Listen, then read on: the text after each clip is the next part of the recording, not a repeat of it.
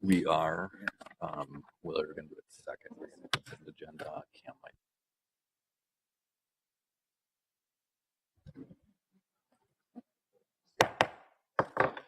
Good morning. I'm going to call to order this regular meeting of the Zoning and Planning Committee for Thursday, July 26th. My name is Jeremy Schrader, and I'm the chair of this committee. With me at the dais are Councilmember Gordon, Council President Bender, Councilmember Reich, and Councilmember Goodman. Let the record reflect that we have a quorum. We have 10 items on the agenda today, including 4 quasi-judicial hearings. Before going into the hearings, we're going to handle the consent agenda. Number 5 is the approval of changes and updates to the city's sign regulation ordinance. Along with passing the ordinance, we are also returning to the author 3 subject matter introductions, items 6 through 8 that have been wrapped into the sign regulation ordinance package in number 5. Number 9 is the approving in a rezoning application submitted by Premier Properties LLC to rezone the properties located at 136 Cedar Lake Road North from an R2B 2-family district to an R3 multifamily district to allow 3 units in an existing building. Are there any questions or comments from committee members on these items? Councilmember Gordon. I would just like to pull number 5 for a question for staff. All right, we will pull number 5 from the consent agenda. Are there any other questions or comments? And can we vote on number 6 through 9? All those in favor say aye. Aye. All those opposed? The ayes have it and the motion carries. If we could have staff come up for number 5. We have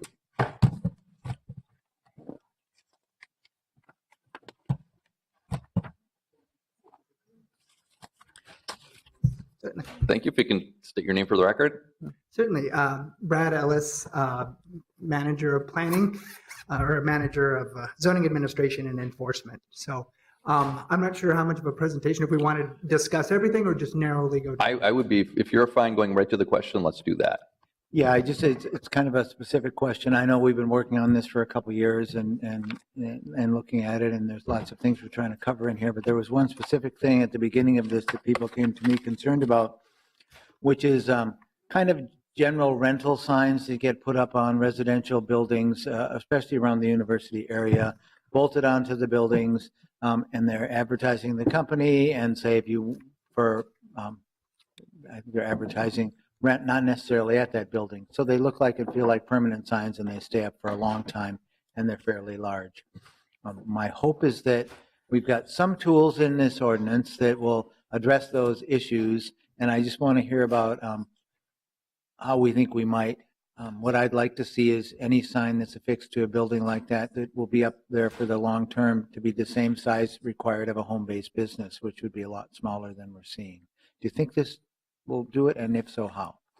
Okay. That Chair Schrader, Councilmember Gordon, taking a look at the various options, currently a real estate sign can, for all intents and purposes, be permanent. Generally it's assumed that they're not going to do it that way. One of the ways we're handling this with the amendment is moving into a temporary sign as a way to help address some of the concerns of people in and around the university area where those signs have become permanent. The thought process behind the temporary signs was the they're temporary only during the thing, so we could follow up along that. The square footage limitations didn't change as a result, because that's kind of your standard size for what you would see when a home sale sign, a freestanding sign you see out in the yard.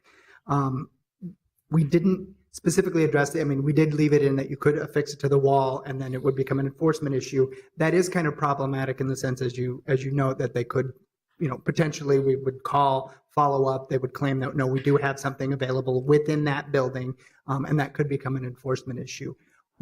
We could, if you were looking at that, we could, direct, maybe the city attorney and myself could come up with some sort of language that, they couldn't be, we wouldn't be able to affix temporary signs of that nature. We could, for example, I'll come down to additional temporary signs, if offered for sale or lease, et cetera, we could explicitly in that temporary sign make that only be a freestanding one.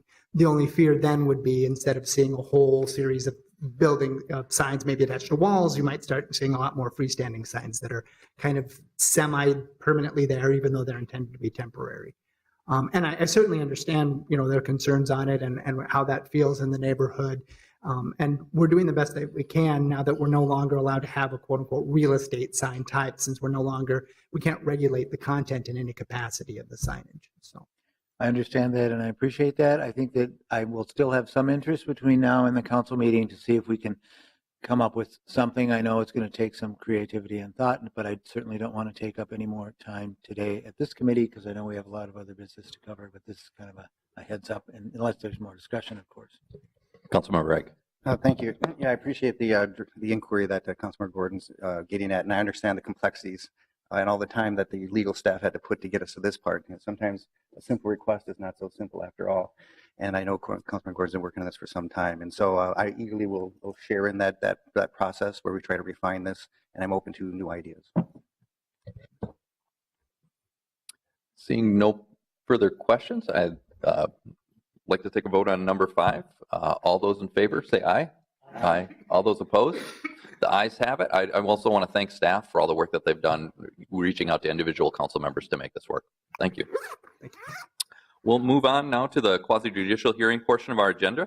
Councilmember Reich is unfortunately not able to stay for the entire meeting, so we are going to consider item 2 first, related to a project in his ward at 1717 Central Avenue Northeast. If there are no concerns, I'd like to go forward with number 2 first, followed by number 1. Any concerns by anyone else?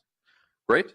It's just to clarify for the public, our agenda we will hear number 2 first, followed by number 1, which is the appeal regarding the Calhoun Village project. After that, we'll handle items 3 and 4 simultaneously, as they're both related to the art and architecture building for the building project. I know we have a lot of interest here in the room for that. And finally, we'll end with number 10, which is rezoning that is also part of the art and architecture building.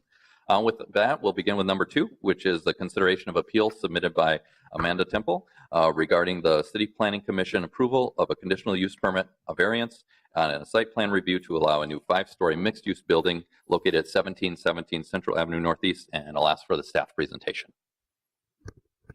Good morning, committee members. Peter Crandall, Senior City Planner with CPED.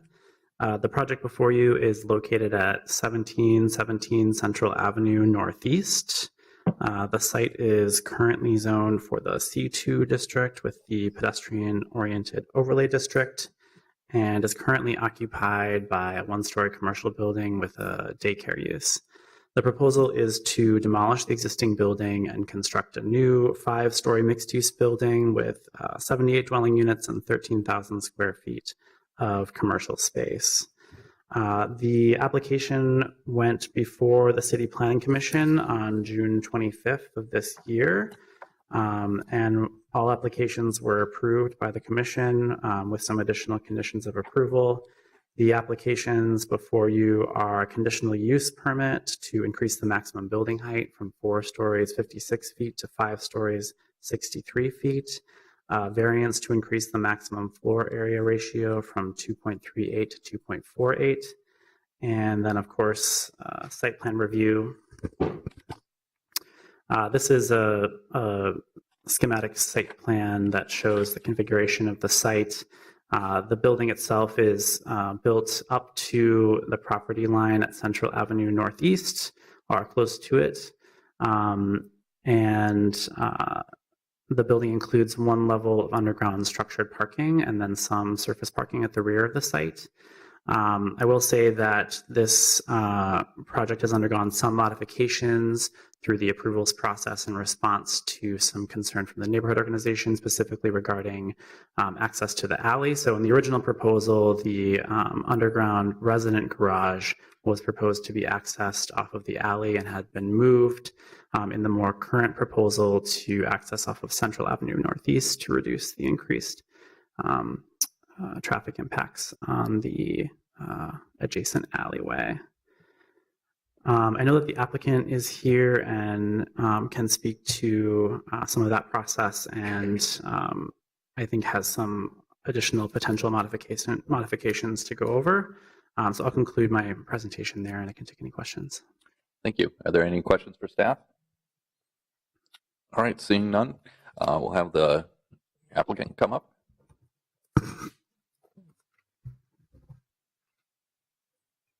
Thank you. And if you can state your name and address for the record. Sorry, I'm short. My name is Mandy Temple, and I live at 1706 Tyler Street Northeast. I'm a block leader for that block, and I'm a member of the Northeast Neighborhood Association NEPA board.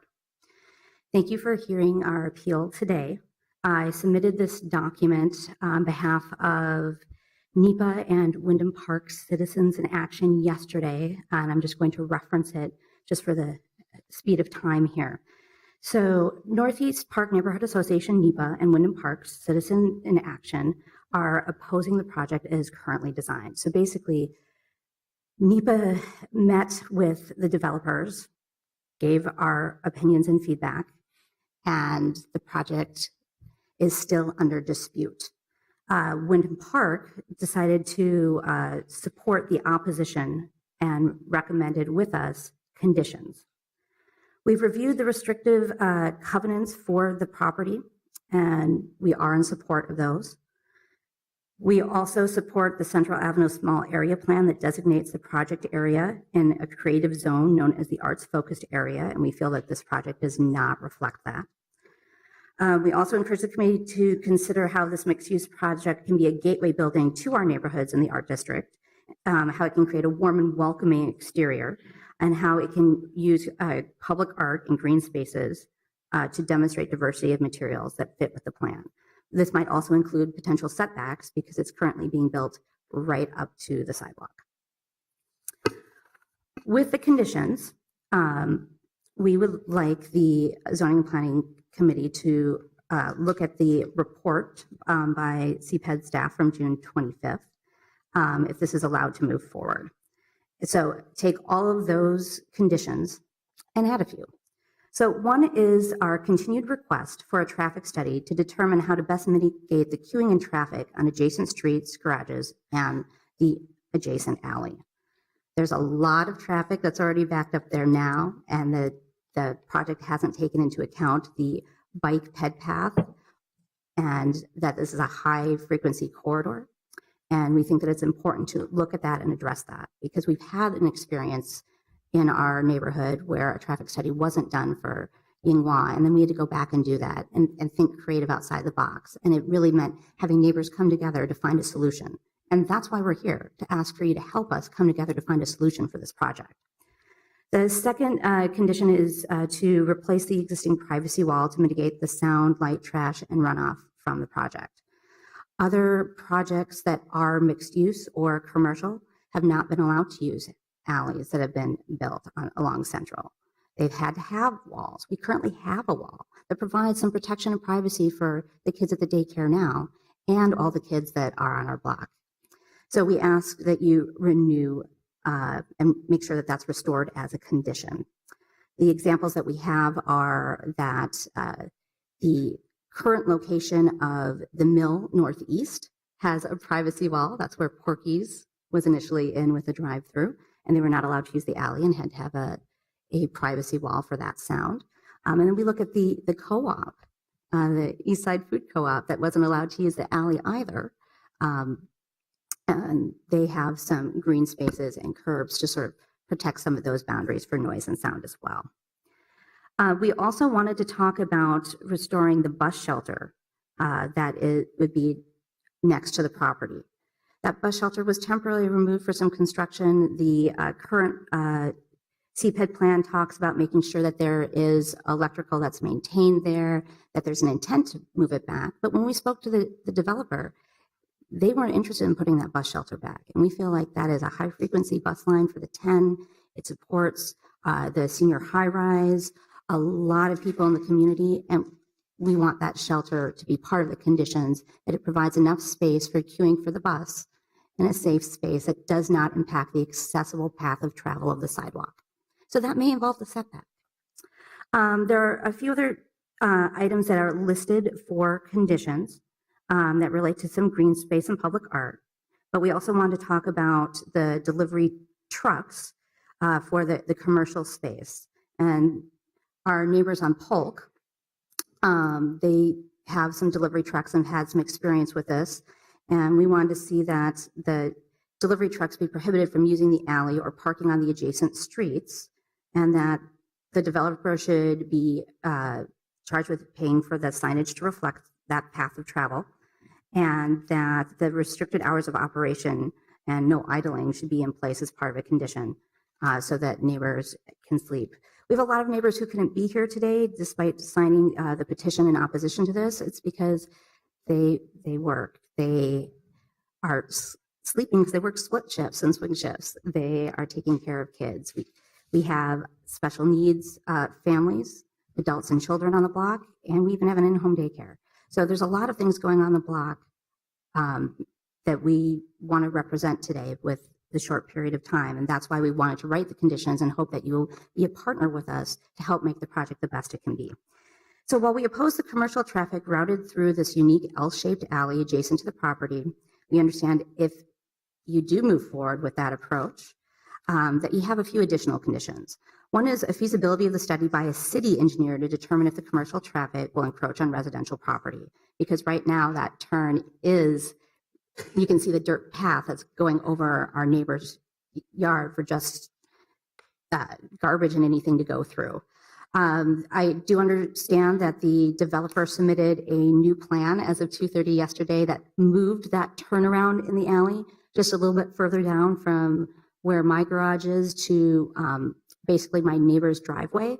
And my neighbor can't be here because they're current active duty military, and they had no idea that this was coming and that they're likely to have trucks backing into their driveway in order to make this turn.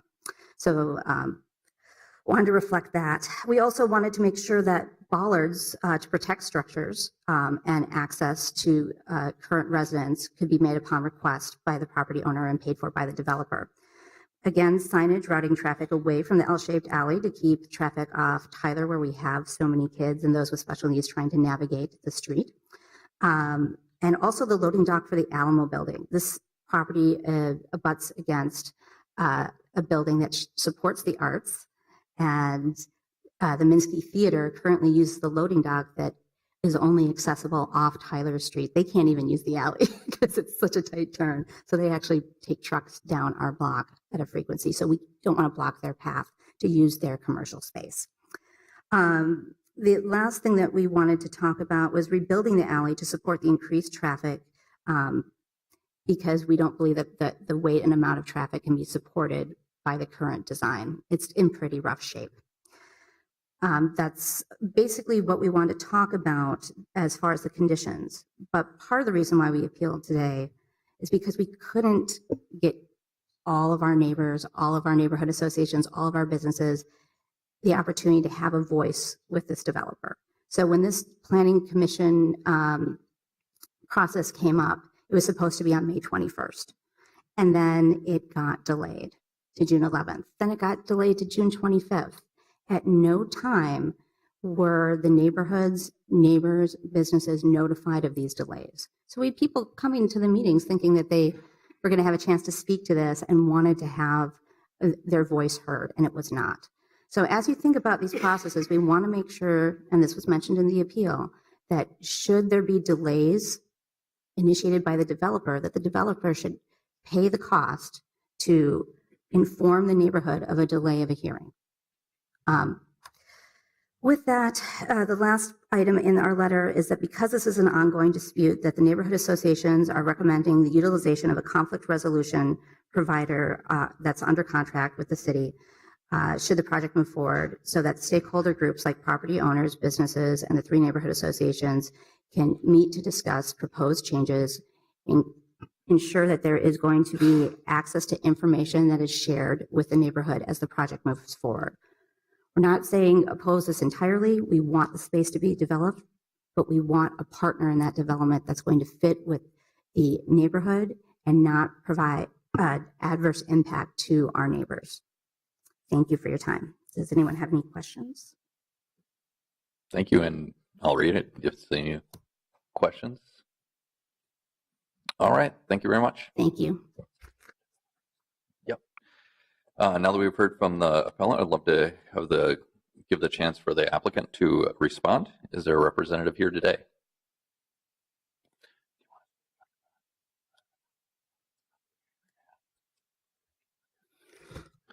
You can state your name and address for the record. Max Heitzman, Master Properties, 201 West Broadway. Thank you. Council members, Chairman. We feel that through the development of this project, we've worked to come up with a plan that fits within the comprehensive plan and the small area plan for the area. For this particular parcel, the small area plan calls for a transit-oriented mixed-use development with which could be up to 6 to 8 floors and maximum of 84 floors. Now that is obviously isn't what we're asking, nor is it within the planning, but we feel that the project does fit within the small area plan. We have been in discussions with Art Force. We're going to have an art gallery as a component of the project on the corner of on the northeast or northwest corner of the building. We'll have rotating displays of art visible through the windows with access inside as available. We haven't worked out the mechanics yet, but it will be a functioning gallery. We will also have an outdoor piece of art that will be displayed on the north end of the building. So we feel that we do feel that we're recognizing the need to have art here. We will also have a green wall.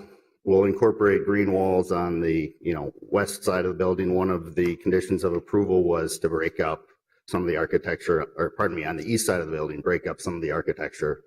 So we'll be incorporating some green elements there. To walk through specifically some of the comments from Amanda.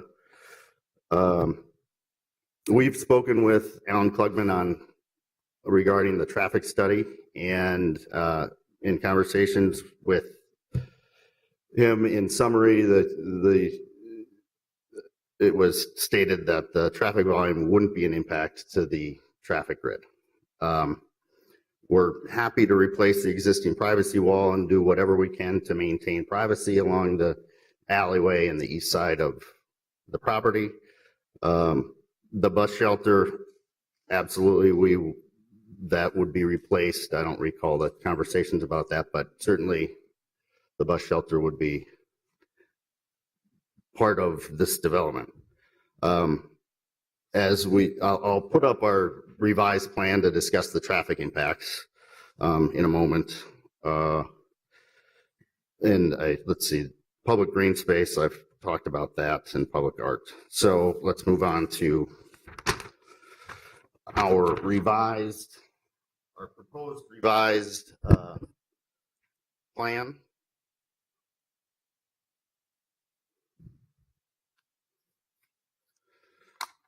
So as Peter Crandall mentioned, over the course of the project, through conversations with different neighborhoods, originally the access to the garage was, that'd be great, was in this area. So all of the access to the project was coming through the east side of the property. That was partly due to the request that trying to keep access off of Central Avenue. We realized that was an issue. So we spoke with city staff and Alan Klugman in traffic and worked through a plan to have the access to the garage come off of Central rather than off of the alley, thereby leaving a lot of the pressure on the alley. Since our last meeting, we had our civil engineers. We did realize that circulation around the site could be an issue. So in an effort to and recognize that traffic going south on the alley could be an issue, we worked through a plan that would allow, make sure that trucks and cars would make the turn and head north out of the alley, eliminating traffic on the southern part of the alley through that 90-degree turn and then back up Tyler Street. In this plan, we would relocate the trash to the south end of the building. A truck could come up, pick the trash, or make its delivery. Other cars coming through the site would be able to continue traffic flow. And so there would never be, a block up, and it would flow quite well. I guess that's our proposed plan. We would certainly, any bollards, screening, signage that would be required, and a pork chop of sorts to just ensure that people aren't heading south there. There would be no reason that someone would want to head south. We would do all that we could to maintain that. Thank you. Are there any questions? All right. Thank you very much. I will now open up the hearing to the public. Please limit your comments to 2 minutes per person, which will be tracked on the timer over by near the clerk. Would any member of the public like to come speak? Great. Just come on up and say your name and address for the record. My name is David Donnelly, and I live at 1622 Polk. I was actually the one that brought up the whole issue with the trucks being able to move around in a circle.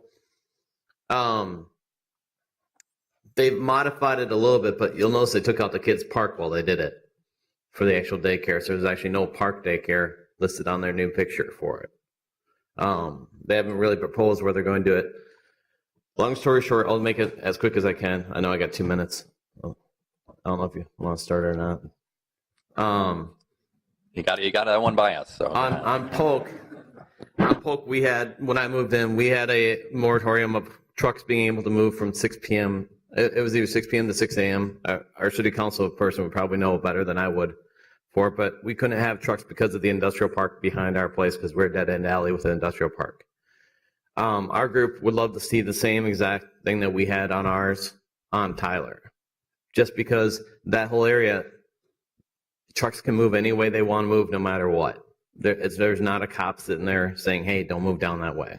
But it'd be nice to have at least some rules that industrial and commercial people say, you can't move here during certain times. We have a lot of kids. We have a lot of people who are handicapped in that area. We have a lot of stuff that is going to be piled on into there. And we're talking 200 to 400 new cars per day, and in a place that sees 3 cars, 5 cars per day. So that's, a very big jump.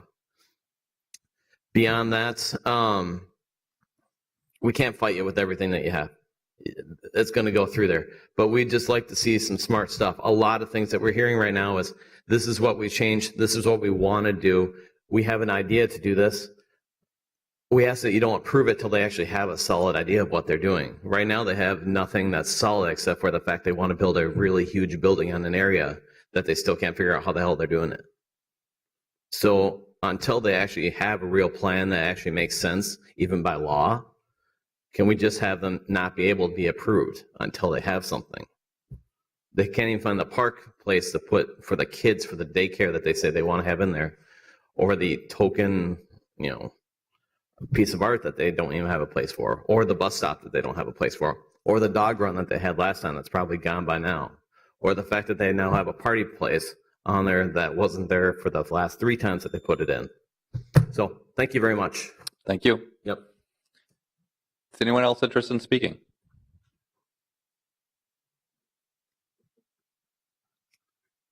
My name is Joe Bovey, 22nd and Buchanan, member of Wyndham Parks Citizen Action, the neighborhood board. In part due to the frequent change of the plan, and because with density coming, I think it's also important that we keep our green space. And the current plan has proposed 4,557 square feet of green space. And I would like to ask that if this is so approved, that the condition is that they keep that amount of green space, or a number that you guys would designate close to that number. I'm fearful that this may turn to be a bait and switch situation where they're proposing 4,900, the requirement is 3,200, and that they would change and have the city approve a lesser amount than what they had proposed and what the city is suggesting that they continue with. So my ask is that you make it conditional upon requiring the 4,952. Yep. Thank you. Thank you. Anyone else interested in speaking? Sir, do you want to come on up? Oof. Well, it's mainly for the public record. We want to get the microphone. Is there a way to get the microphone to him, or is that an issue?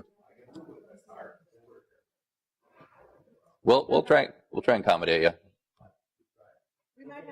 We might have a handheld. And thank you for letting us know too.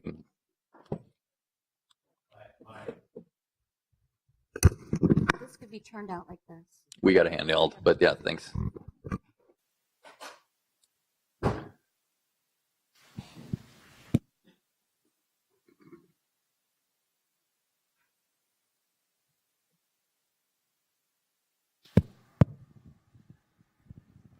Thank you. Can you hear me now? Yep, perfect. Thank Okay. you. My name is Ron Lifson, and I own the building at 1716 Tyler Street, which is right behind the proposed project. I've owned it for 60 years, and with the building inspectors, we've always had extremely good luck with them, and from the standpoint of we've always tried to keep the building up. The key here is when they first showed me the proposal, my problem was the alley entrance. With the volume of cars that they intend to have into the facility, just by the resident numbers that they're talking about, that alley can't handle it. It's impossible. There'll be a car in there every day, all the time. When the snow comes, how are they going to get rid of the snow if they bring because that's a long distance to move the snow from one end of their lot to the street to 18th. What are they going to do with all that snow? Plow it back on the people that are right across the alley. The gentleman that talked about, I'd like to see a formal plan that we can talk about, because right now we keep talking about things that keep moving around like, it's there's nothing formal. There's nothing that we can put our hands to. And as far as putting a unit in there, completing the project, I don't have any problem with it necessarily, other than, again, the alley itself, the number of kids, and the number of windows that'll be coming off that side of the building, looking at the rest of the neighborhoods, becomes questionable also. I'd like to try to minimize the number of windows looking towards Tyler and Polk and that type of thing, so that we don't run into you're looking at me and I'm looking at you type of thing, because that also goes into there. Other than that, that's fine. Thank you. Thank you. Thanks a lot. Is anyone else interested in speaking?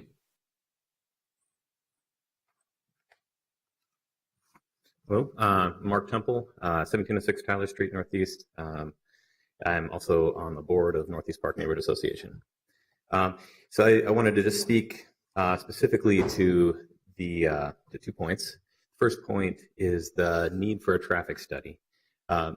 We in that area have had quite a lot of traffic on 18th and Central, specifically that corner, for quite a while. There's been a large number of tech jobs and a lot more interest in people coming into the neighborhood over the last several years.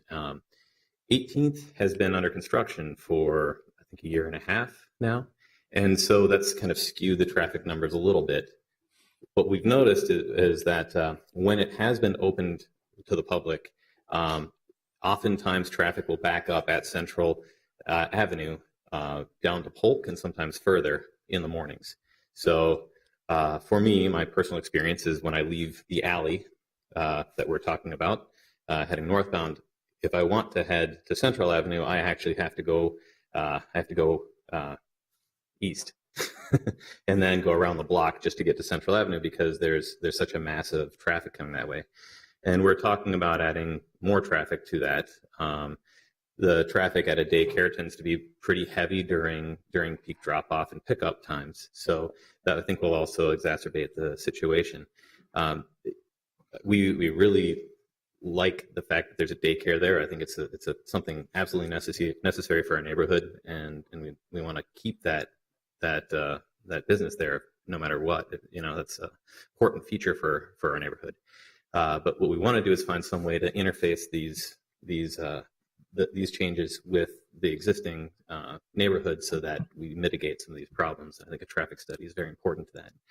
The last point I'll make, and I can make it in 10 seconds, there has been a lot of confusion about what's in the plan and what's out of the plan and what's in the plan, what's out of the plan.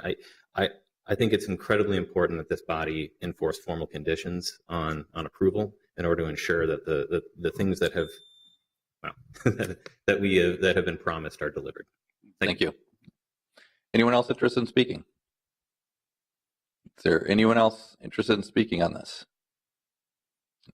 Last chance. All right. With that, I'm going to close the public hearing, and we'll open it up for comments from my colleagues. Councilmember Reich. Thank you, Mr. Chair. I think there's been good testimony today.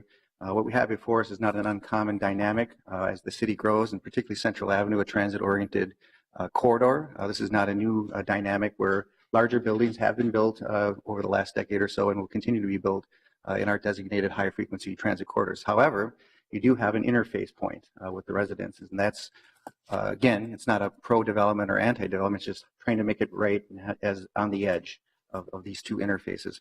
And so I think we do have a commitment from the community to continue to provide good insights and have conditions that they are seeking. Of course, there's trade-offs. I think one of Mr. Bovee, who testified, says, make sure we get the green space, but then don't take away this, because there's this trade-off that often can happen. And so you got to strike these balances. With that, I do concur that we may need some more time, though time has been a friend of this project. The sort of moving target has been in good faith. The traffic volume that the gentleman referred to was a very significant one, and conversations such as that have moved a lot of the traffic onto Central Avenue off of 18th. But I think we still have some work to do in terms of ingress and egress, buffering from the community. Green space issues need to be formalized. Obviously, there's no way under the sun that I would not enforce returning our transit amenities, such as a bus shelter. Those are very important. And ideas that even the developer are coming up with in terms of green wall, maybe those can be tools to meet some other needs as well, beautifying certain aspects of the facade. And so we can't figure that all out here. So I'm going to move to deny the appeal, forward this without recommendation so we continue further work, and to do so with the time that we need, not the following full council meeting, but the subsequent one.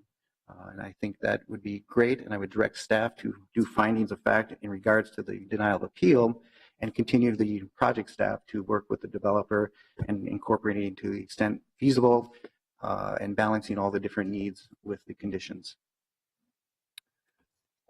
Thank you. Are there other comments? I think I'd like to respond to that. I think what's been really helpful from the neighborhood is to be able to say these are the specific conditions, and I understand we want these written in stone. And I think using the time, like Councilmember Reich suggested, to really come up and nail those down, just so we keep development moving, but are still fair to the developer, but also take the very real concerns from the neighborhood into consideration as well. With that, Councilmember Gordon. Just to be clear, and I'm sure you've already checked, that we don't have any issues with the timeline in terms of the 60-day and the extensions necessary. Maybe we can just hear that this delay won't impact the approval time. Mr. Whitmer. Chair Schrader, committee members, we just have to make sure, based on our current timeline, that the council acts on the applications no later than its August 17th meeting. Currently, it's on track for August 3rd. And then I think perhaps if we could clarify the motion, I heard a denial, but also a forward without recommendation. Correct. That is correct. And on the if the motion is to deny the appeal, and that correspondingly means to approve the project, you can also adopt the staff report findings, the CPED staff report findings, which is what they recommended. That was the intent. Thanks for the clarification. All right. Are there any other questions? Councilmember Reich, is it still up? Okay. With that, if I'm not seeing any other questions, Councilmember Reich's motion is before us. All those in favor say aye. Aye. All those opposed? The ayes have it, and the motion carries. We'll now move on to number 1 on the agenda, which is the consideration of an appeal submitted by Doran Calhoun LLC regarding the decision of the City Planning Commission denying the appeal of the decision of the Director of Surface Water and Sewers determination that a proposed project is able to comply with an on-site stormwater management requirement standard is not eligible to participate in an off-site stormwater management, which is a kind of a payment in lieu. Well, we'll begin with the staff presentation. Thank you. Good morning, council members. Jeremy Stowe with Public Works, Surface Water and Sewers. So as stated, this item is an appeal of the decision of the Planning Commission's denial of the appeal of the Director of Surface Water and Sewers determination that the proposed project located at 3200 Lake Street West is able to comply with on-site stormwater management standards and is not eligible for participation in off-site stormwater payment. So as indicated, the property being discussed is located at 3200 Lake Street West, just west of Excelsior Boulevard. As background, in June of 2016, the property owner submitted plans through the city's preliminary development review process, or PDR. The plans submitted by the applicant in 2016 included the addition of a drive-through to accommodate a drugstore, additional pedestrian, bicycle, vehicle, and landscape enhancements to the site. Later revisions to the plans removed the proposed drive-through, but did maintain the other site improvements to the parking lot and exterior space. The plans included expanding the footprint of the parking lot, relocating curb lines, significant amounts of filling and grading of the site, removal of vegetation, and excavation for new storm sewer conveyances. Through the PDR process, it was determined that these proposed improvements were significant enough that the city's Chapter 54 stormwater management requirements were triggered. The trigger for the stormwater management requirement is 1 acre or more of land disturbance. And this site is disturbing by means of excavating, filling, changing the parking lot footprint for an area of nearly 4 acres. Through the PDR process, the property owner submitted plans with an on-site stormwater management design that did meet the city's stormwater management requirements. The design included 2 subsurface filtration chambers and a surface biofiltration basin. These systems do not maintain a permanent water level in them. In addition, the designer included impermeable liners below the systems to prevent infiltration of runoff into their surrounding soil due to contamination concerns on the site. These plans were approved by Public Works, Surface Water and Sewers in August of 2017. In February of 2018, the property owner contacted the city indicating they felt on-site stormwater management was neither feasible nor prudent due to existing development density, poor soil conditions, and high levels of contamination in soil, groundwater, and vapor. Because of this, the applicant requested the development be allowed to participate in off-site stormwater management procedure described in the ordinance. There is a history of contamination and poor soils on the site. In 2016, the property did enroll in the MPCA's Brownfield program. And through this program, a response action plan and construction contingency plan were developed and approved by the MPCA. The MPCA review and approval included the proposed stormwater management features that were shown on the applicant's plans. The MPCA has not indicated that implementation of the proposed plan is prohibited. MPCA guidance does caution against utilizing infiltration practices on contaminated sites, but indicates other forms of stormwater management can be successfully implemented, such as filtration. It should also be noted that a number of sites with contamination within the city, including sites enrolled in the MPCA's Brownfield program, have gone through the city's approval process and implemented stormwater management BMPs. Through additional soil investigations on the site by the applicant, it has also been determined that existing soils are susceptible to long-term settlement due to degradation of fill material and consolidation of organic soils on the site.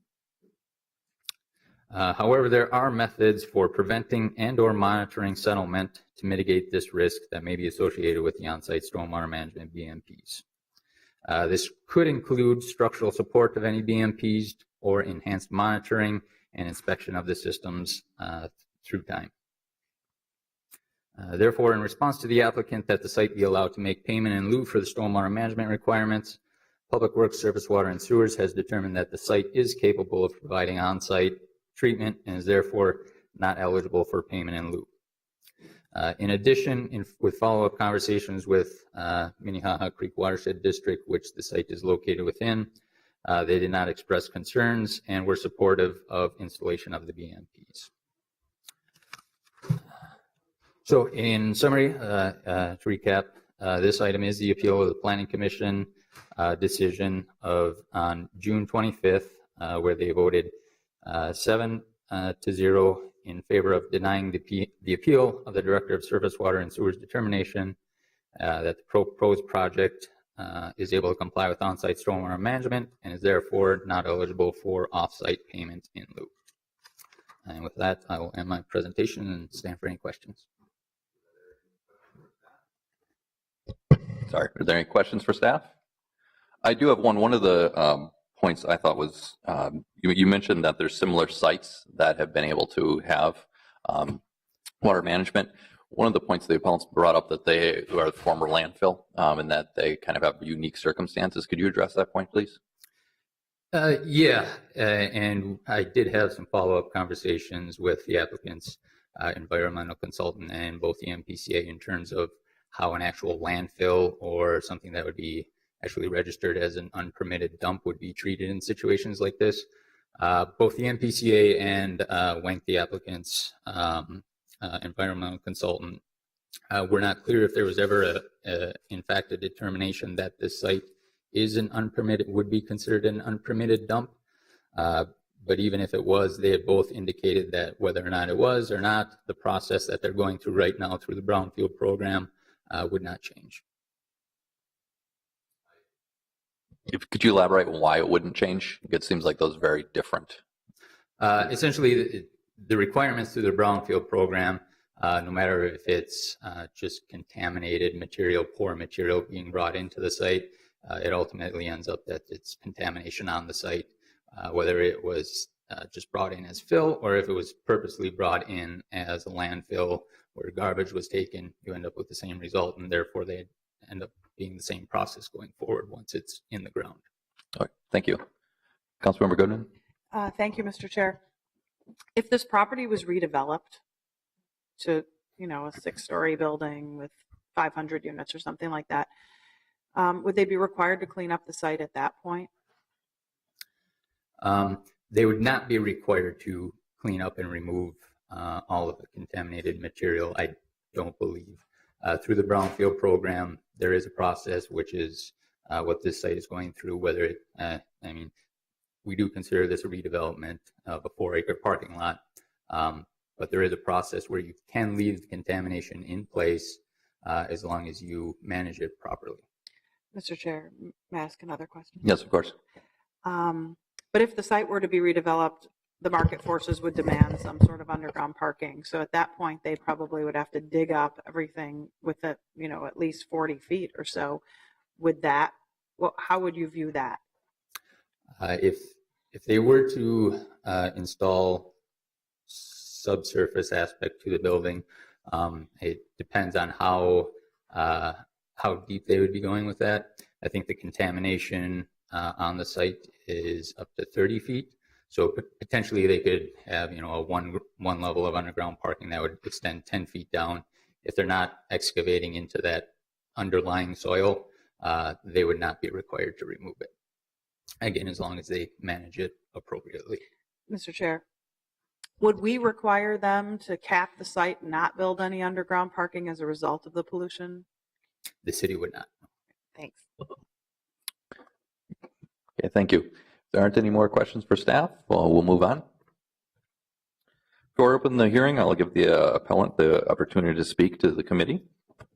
Could you state your name and address for the record? Mr. Chairman, my name is Kelly Dorn with the Dorn Companies. My business address is 7803 Glenroy Road in Bloomington, and my home address is 401 Southeast Main Street in Minneapolis. I have a couple of things I just would like to get into the public record. These were all things that have been previously sent to the council, and so I'd like to hand them to the clerk if that's okay. There's some photos that you'll see in a minute. Thank you.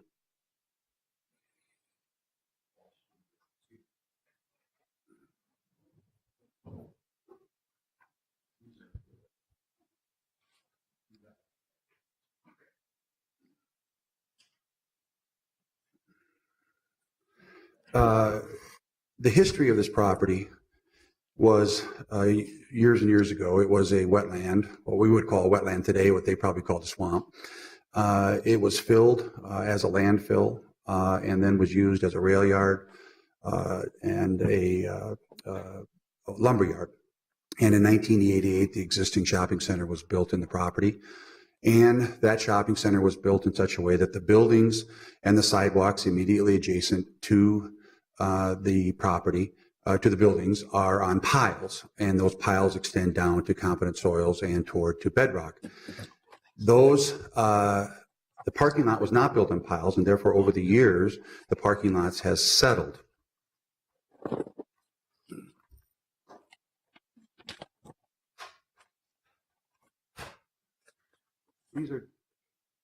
These are just a few photos that were taken just yesterday to give you some idea of how the sidewalk along the building on the left side of the picture, and you can see where the ramp going down to the parking lot over the years has been replaced and modified and has significantly moved. Here's another view of the same area. Here's a workman with a angle with a level to indicate that that slope now is almost 10%, and ADA requires that slope to be 2%. Here's a picture up against the curb adjacent to that where the asphalt next to the curb has settled down to over 11 inches. Normally that would be between 5 and 6 inches for for not to have a safety hazard or those kinds of things. When we bought the property, I think my letter said 18 months. It's actually probably closer to 2 years. The property was subject to an ADA lawsuit, and that lawsuit was said that these grades, as they interacted with the sidewalks and buildings, did not meet ADA, the ADA law, federal law, and that improvements needed to be made. And we accepted the results of the settlement of that lawsuit when we purchased the property because our intent was to make those improvements. Initially, we did look briefly at a redevelopment. Could this property be redeveloped? And we had even brief discussions with the city about whether this property could be intensified and whether larger buildings could be built on it. And we came ultimately to the conclusion that that was economically unfeasible. And one of the variables in that decision was the environmental contamination that's contained in this property. The report that is in your staff report from the consultants indicate that some of the compounds and metals and other things that are on this property the contamination is at a level that would not allow residential development to happen on this property without removal. And that is economically unfeasible. One example is lead contaminated in this property, and certain parts of it is 2 to 3 times the recommended level for a residential habitation. So it would take extensive, to go back to your question earlier, Councilmember Goodman, it would take extensive excavation and hauling of these materials off-site to a regulated landfill. And in some cases, those materials would have to be hauled out of the state, even to go to the proper venue.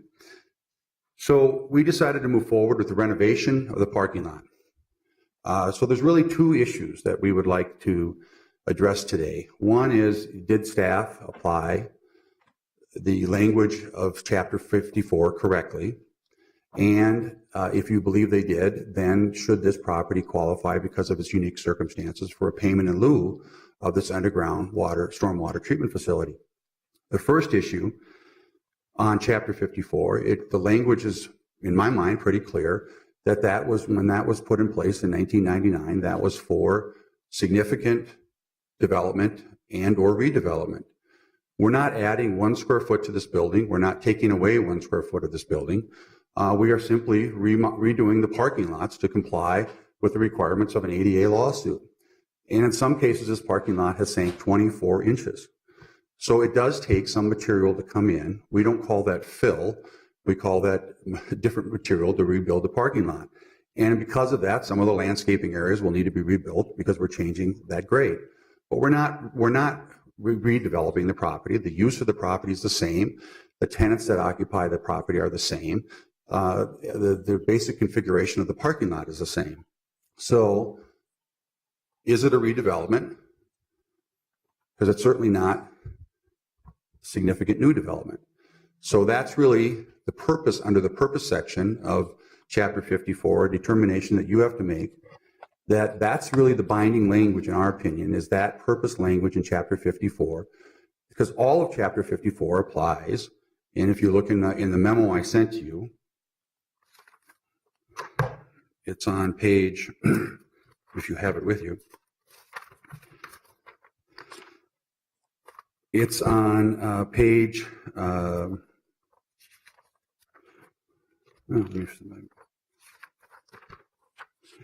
second page. It's under section 54.2, the purpose section. And the purpose of this ordinance is to minimize negative impacts of stormwater runoff rates, volumes, and quality on Minneapolis lakes, streams, wetlands, and the Mississippi River by guiding, and this is where we think the operable words are, future significant development and redevelopment activity, and by assuring long-term effectiveness of existing and future stormwater management construction facilities. I won't finish reading the rest of that. So we need your view as to whether the purpose of chapter 54 even applies to this. If it doesn't apply, then none of the other factors are relevant. The land disturbance area of an acre or more doesn't matter. Those factors are not relevant if you believe this language not to apply.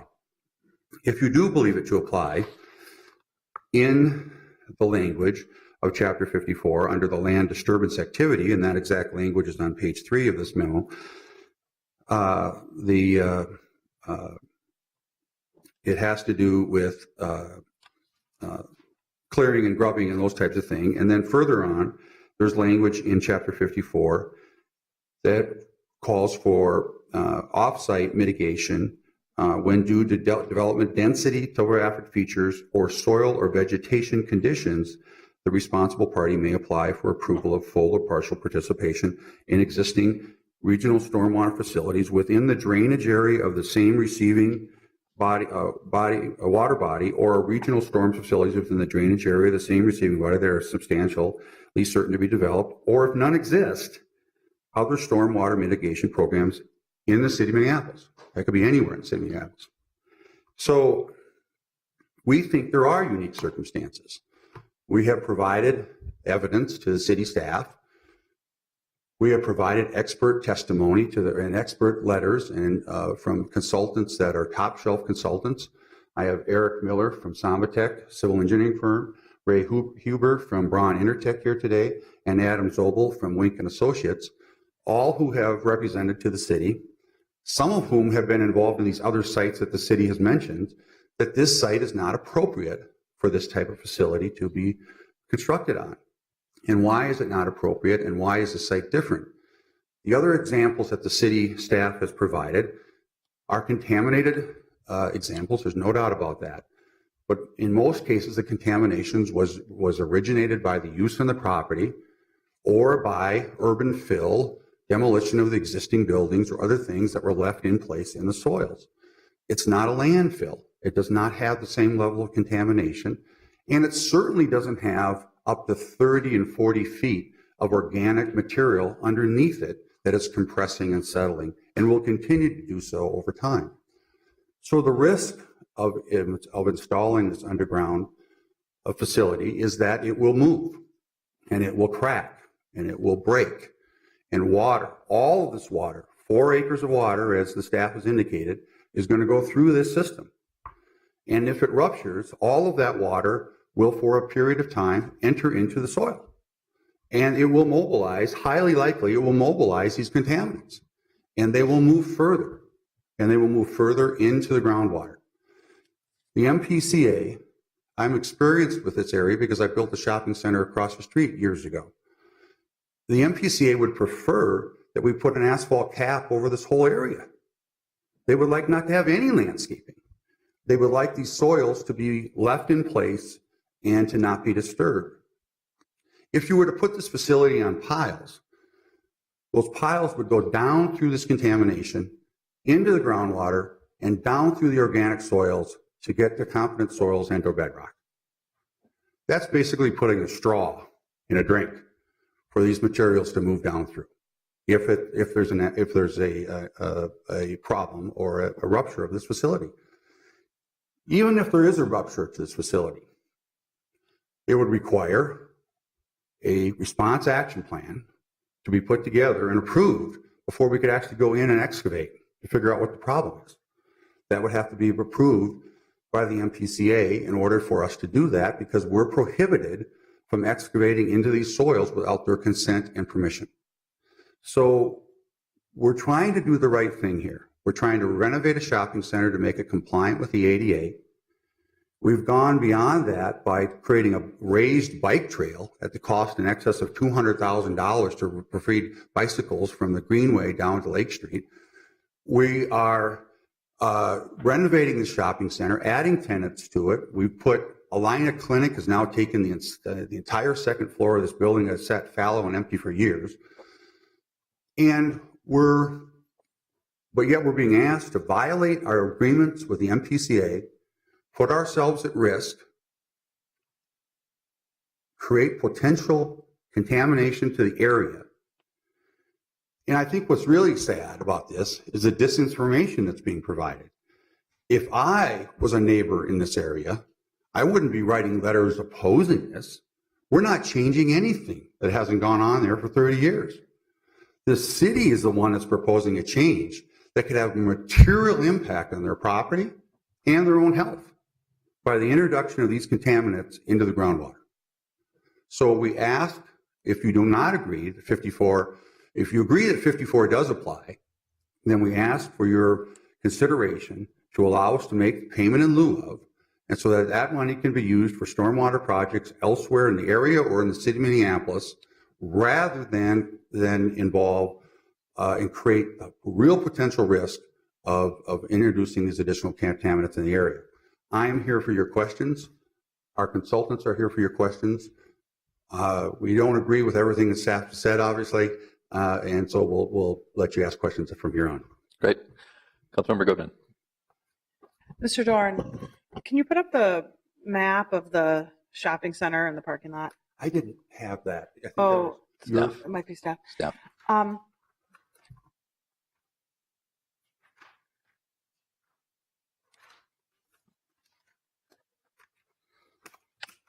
Here's a drawing of it. Will that be sufficient, Councilmember Goodman?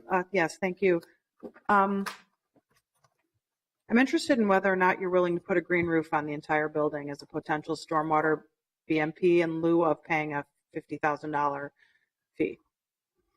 The cost of the green roof on this building would probably be in excess of $50,000, but we'd certainly be willing to do as much as we can, sure. For me, and I'll speak when we discuss this, having an alternative best management practice on this site is really important.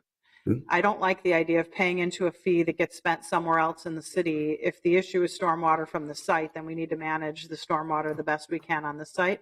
I think you've made a compelling argument with regard to whether or not we want to disrupt the asphalt any worse than it already is, but then I would want to see some other BMP on site. So that would, you're saying maybe.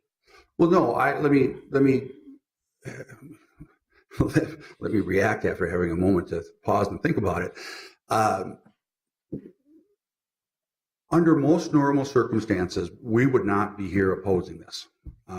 We would simply do this, what the staff is recommending, and we would install it. Well, you did say you would do that initially. You filed a plan that said you would do it. What was left out of that was that agreement was conditional upon getting the MPCA approval of it. And we did not get the MPCA approval of it. And that's why we came back and asked for the payment in lieu of. It was because of what the MPCA responded to us on, not because we just all of a sudden changed our mind. So it seems to me, Mr. Dorn, as though you have this two-story building with a good amount of flat roof that you could put another stormwater management option in, and I just want to know if that is doable in lieu of a payment. That's a simple yes or no.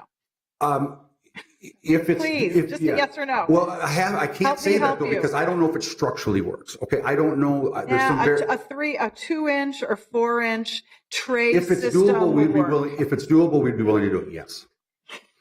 Yes. Okay. Thank you. Are there any other questions for the applicant? Oh, thank you. Now I'll open the hearing to the public. Please limit your comments to 2 minutes, and we'll be again tracking that on the timer over by the clerk. Is there anyone here willing to speak on this? Please come up. And please state your name and address for the record.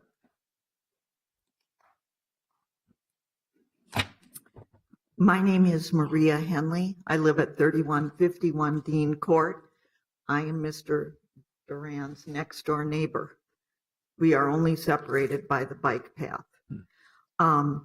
Thank you for this opportunity to comment about the Calhoun Village property and the need for stormwater management on this site that is not only my next door neighbor, but is 1 block away from the chain of lakes, repeatedly referred to as the crown jewel of Minneapolis, with 5 million visits every year, according to the park system. Mr. Doran knew of the soil conditions when the property was purchased. He knew the history of contamination of the property when he purchased it.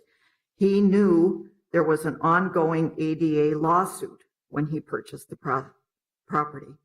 He knew of the surrounding existing development density when he purchased the property. He knew the property was subject to Chapter 54 requirements. As a real estate developer, he knew the risks and he went ahead with the purchase. He has stated that the cost of the in lieu fee is essentially equal to the cost of installing the stormwater management system. He even proposed installing subsurface filtration chambers and surface biofiltration basin a year ago. I don't know what has changed. The city of Minneapolis is promoting density. I live in a high-rise building. I am not complaining about density, but your job is to balance the often competing requirements of newer, denser developments with preserving the health and beauty of our city. This is a perfect example of that act. I'm asking you to deny his appeal and to manage the stormwater according to city's Chapter 54 requirements. Right. Thank you. Thank you. Is there anyone else interested in speaking?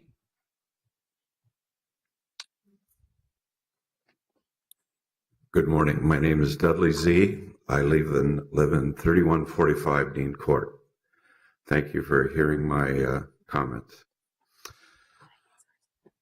I'm here again to object to the appeal that Dorn Company, Dorn Inc. is making. I really don't understand why we're here, because it was first denied by the Director of Stormwater Management. It was again denied by the City Planning Committee about a month and a half ago, and here we are again. And I'd like to make a comment about, we were here and made some comments to you regarding our opposition to this, and Mr. Dorn's response was that our views were ridiculous. They aren't ridiculous. We're talking about a plan that was set in place in 2000, the Stormwater Management Program. This is part of essentially that greenway, if you will, to protect this jewel of a area with this green spaces. It's area that is enjoyed by people walking, boating, canoeing, running, and whatever. This stuff needs to be handled the right way. The right precautions need to be put into place, regardless of what he is saying that he is going to do with this property. This whole area is in for a high density proposal. What I'd like to do is I'd like to invite anybody here to come to my balcony. I'll provide the refreshments, and take a look at the amount of traffic that's inside that parking lot and is out on Lake Street. You're welcome. Please come. I'll be here for the remainder of the meeting. Thank you. Is anyone else interested in speaking? Anyone else? please come up. I think you're up, Flip Brown.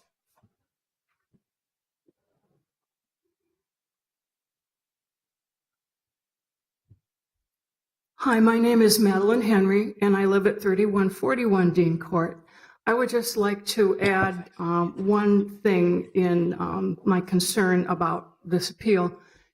In an age when we're experiencing more severe weather events, more dramatic precipitation events, this is no time to be anything but apply a gold standard that's very strict to stormwater management, because if you don't do it right now, you're going to regret it not having done it later. That's all I want to say. Thank you. Is anyone else interested in speaking? Anyone else? All right, with that, I'm going to close our public hearing and open it up for comments among my colleagues. Councilmember Goodman. Thank you, Mr. Chair. So this is something that has been going on for quite a long period of time. I've had mixed feelings about it and done a lot of research on what Mr. Dorn has sent to us and spoken with staff and driven staff crazy pretty much, asking questions about how this can and should not be resolved. It is no secret that I am not a fan of development on the site. And in fact, I have met with Mr. Dorn about his potential for redevelopment on the site and have been quite negative about it, as he will tell you. It will be very expensive to redevelop this site. There is too much pollution that the MPCA will ask him to treat, and he won't be able to do it without public subsidy, and we are not likely to give him a tax increment district in this area in order to facilitate high density development. In fact, I'll be working to change the comprehensive plan suggested zoning on the site to ensure that a high rise does not go here. So I just want to clarify that Mr. Dorn is aware of that. That said, the previous owners were not great.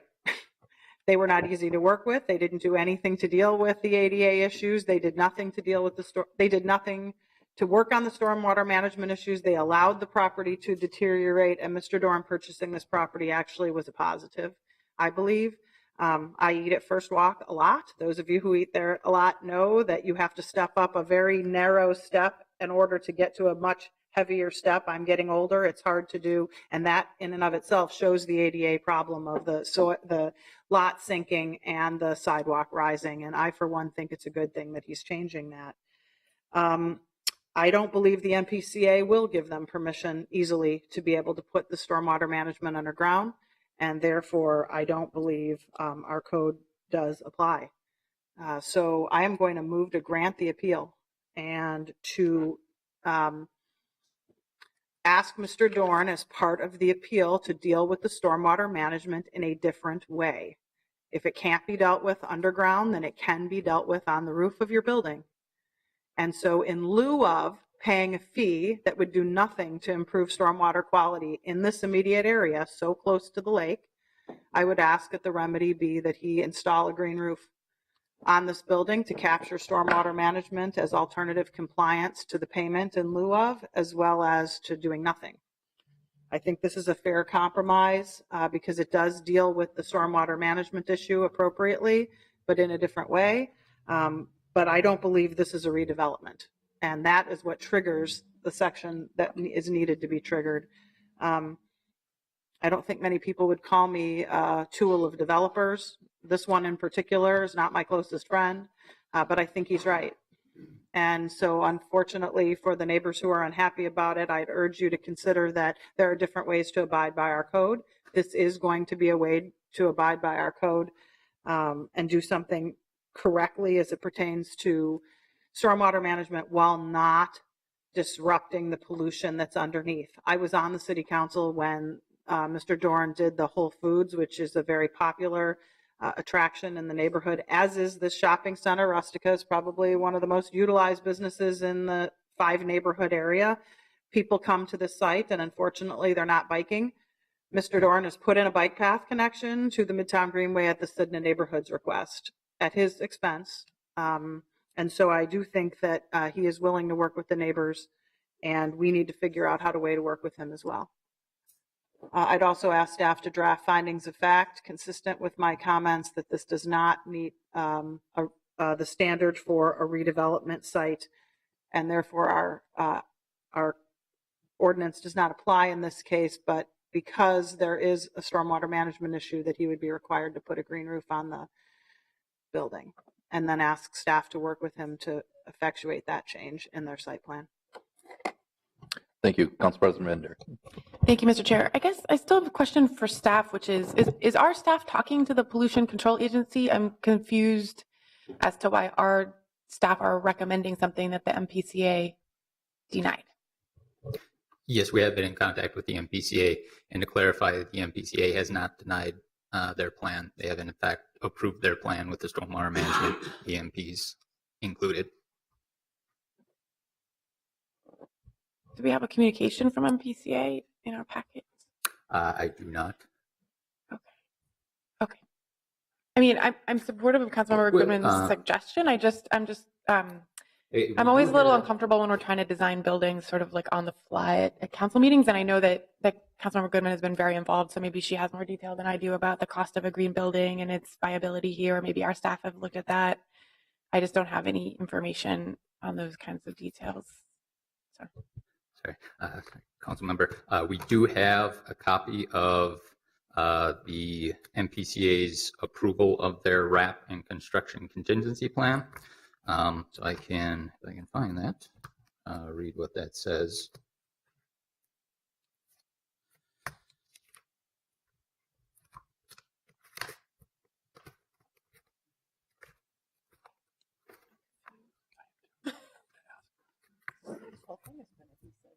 Yeah. Thank you. I'll check. It's annoying.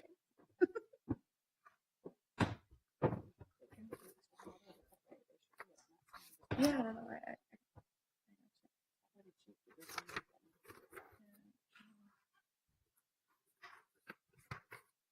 While you're looking for your documents, just to tell you about some of the conversation that's going on here. You know, we're talking about what the best way to handle the site is. And for my colleagues, this is exactly the conversation we had at Planning Commission, where we approved the city's recommendation, and we did so pretty unanimously because of the kind of convincing case of that this could be done here. If this is something MPCA does not approve, we need to figure that out. If they do approve it, then does kind of go back to is the management the best way to handle this? So I did find the correspondence with the MPCA. So it is, like I said, this is their approval of the response action plan and construction contingency plan from the MPCA for their plans.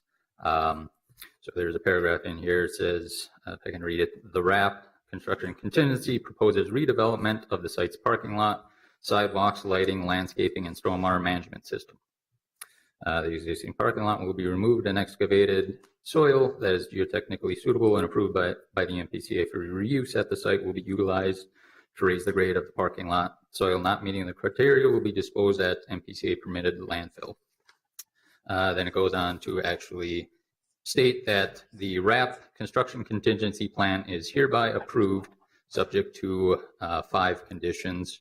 If you're interested, I can read those conditions. How about, because this has really turned into a he said situation, I'd rather, Mr. Dorn, if you can come up, I'd like to get this clear. I mean, this is taking up a lot of time at committee. We have a lot of patient people waiting for other proposals. So it's a lot of work for a parking lot. I agree. I'll send you my bills on this. The staff is correct in that the RAP plan was approved to allow the renovation of this parking lot. The MPCA Brownfield program specifically stated that they did not feel that they had the authority to review or approve stormwater issues associated with this property. It was not under their purview. They further went on to make it crystal clear, however, that if anything that was installed under the RAP plan led to leakage and mobilization of these contaminants, that we as the property owner would be held responsible. And they voiced their concern over that, but it's outside of their purview. So they approved the RAP plan to the extent that we were doing these things, and that included we're replacing stormwater because the stormwater looks like crazy because it's settled over the years. We're doing other things because of the settlement issues in this. And so it is incorrect to say that they approved this on a wholesale basis, including the inclusion of this underground stormwater treatment facility and the management thereof. They did not do that. So just clarifying, and then Councilmember Gordon has a quick question. When you say they didn't approve the assumption of liability. And if the way you're stating that, it makes it seem like the liability would be, the risk would be onto you, and that's what you're classifying as not approving. Excuse me, Chairman Schroeder. The exact language in number 5 in the letter says the MPCA Brownfield Program staff does not provide review or approval of the discharge and or treatment of groundwater, stormwater, or any other dewatering action. The documentation also goes on to say that we would be held responsible for any leaks associated with it and any movement of those contaminants beyond the property. And that is crystal clear. And it is not then part of our no association letter, which no association letters typically provide an indemnity for the liability on the property. And the reason you do the RAP program is to identify that you're making modifications under that no association letter to extend the coverage of that no association letter to those activities. In this case, we're not only not extending the no association letter, the liability isn't being increased. That's the facts.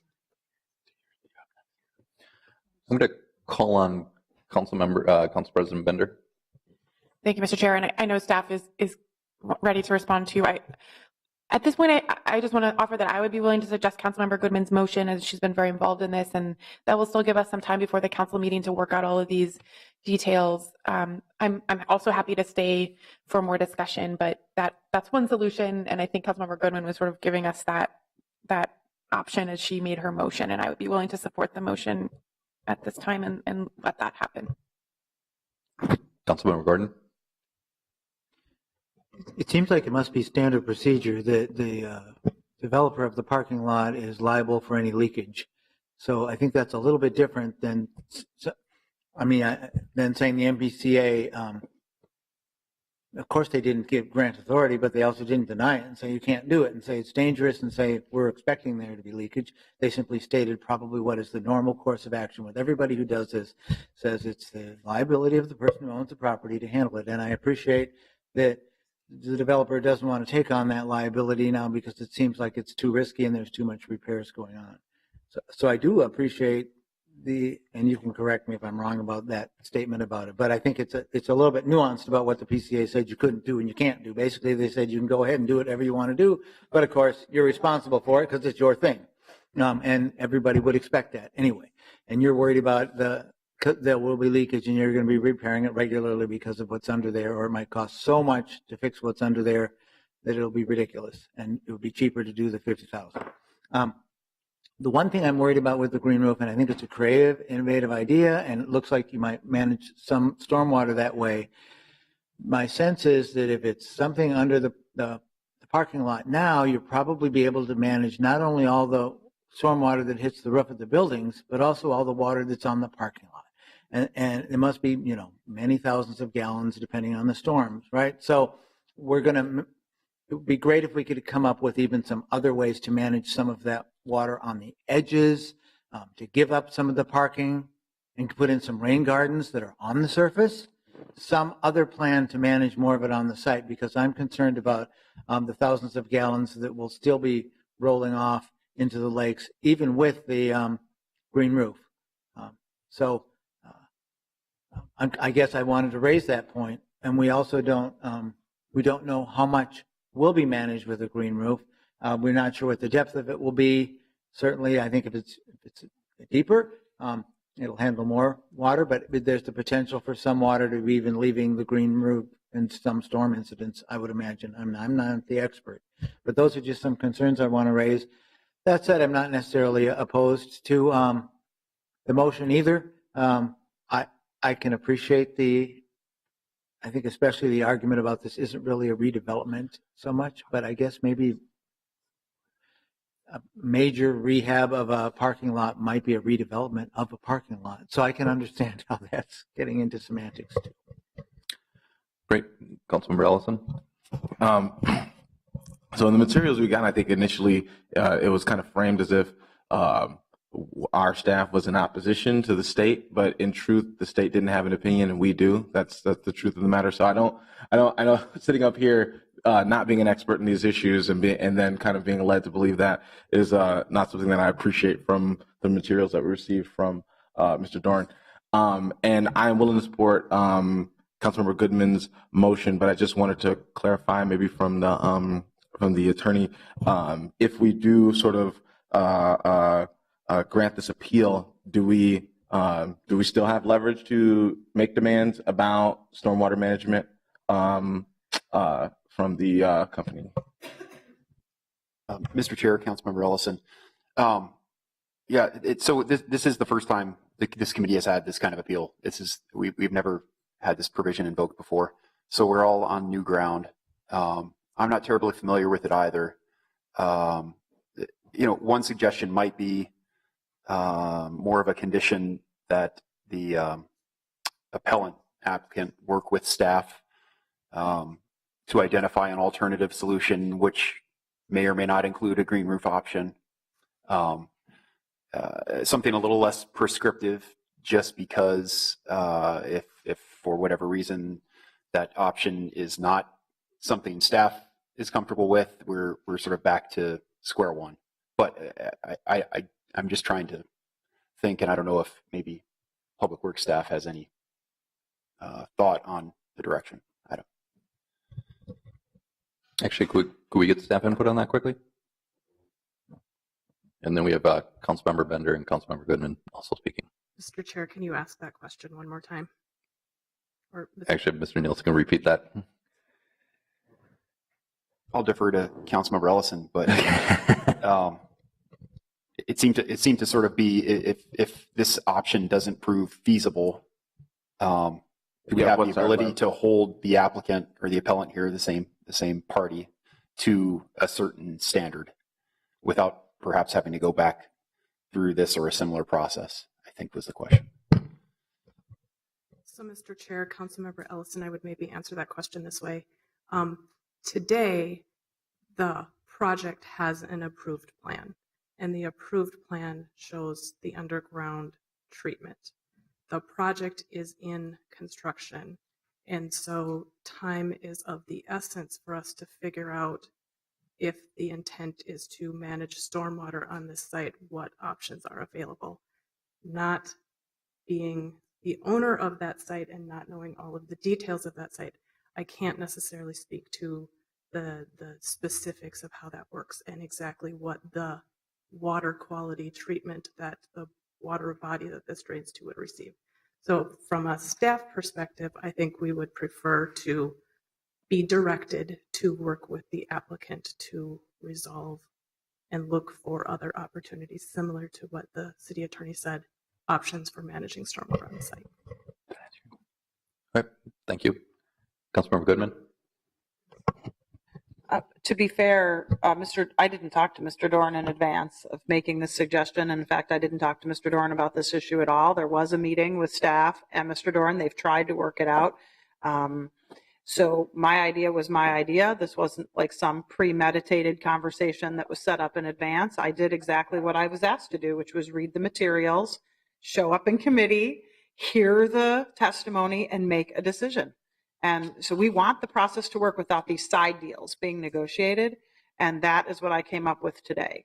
And so I will reiterate my motion, which is to grant the appeal, to determine that the site is not a redevelopment, and to direct Mr. Dorn to manage stormwater on site via a green roof or other best management practice approved by the city staff.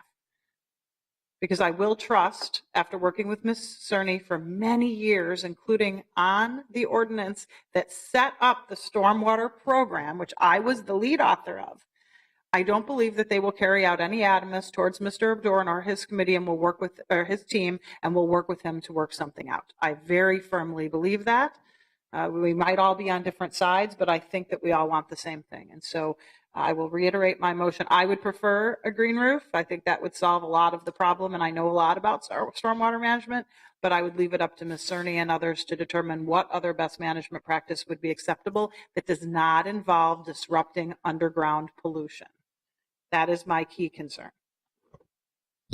Thank you, President Bender. Thank you, Mr. Chair. I'll support Councilmember Goodman's motion. I just wanted to say, we have a number of letters from engineering firms. They were hired by the developer, but they each reiterate concern about runoff based on this system. And my kids swim in Bay Makaska. I mean, I don't care who's liable for it. I don't want my children swimming in contaminated water in the lake any more than it already is today. And so I support the spirit of this, which is to make sure that we have the correct system in place that's not going to lead to contamination of the lake. So I hope we can come to that in the next week or so before council. Thanks. Councilmember Goodman. Just to be clear, there is no stormwater management on site now. So right now, everything Mr. Dorn inherited and everything that's happened on the site over the past 20 years has been bleeding into the lake. So anything we do will be an improvement. Now, of course, I believe that he should go beyond the minimum, but there is nothing happening right now. Councilmember Gordon. Thank you, Mr. Chair. I appreciate the kind of refined motion. I think that does open it up to look at what the parking requirements actually are and the needs and the demands on the site and the circulation, and seeing if we can't use some of that land also to manage some of this rainwater, which was kind of the concern that I had. And I won't ask to understand better what the minimum requirements are on the site either, but people can hopefully work on that together and say move forward. I'm sure that didn't necessarily help that, except that maybe more people can shop there without their cars, so they don't need the parking spaces. Thank you. And I've seen a couple of questions. The public hearing part is over. But I do, without seeing any other questions, I don't want to belabor this point. I want to thank Councilmember Goodman for her motion. I think it actually captures what the discussion of Planning Commission. That Planning Commission really came down to what is the best way to handle stormwater on the site. And we felt, that the city made a very good presentation, and Mr. Dorn did not refute those points as much. I think as we dig deeper into it, Councilmember Gordon's suggestion of other ways to mitigate the stormwater, and as well as those pointed up where Councilmember Gooden are really what we were hoping for on the site, and I'd be supportive of her motion. So with that, Councilmember Goodman's motion is before us. All those in favor say aye. Aye. Aye. All those opposed? The ayes have it, and that motion carries.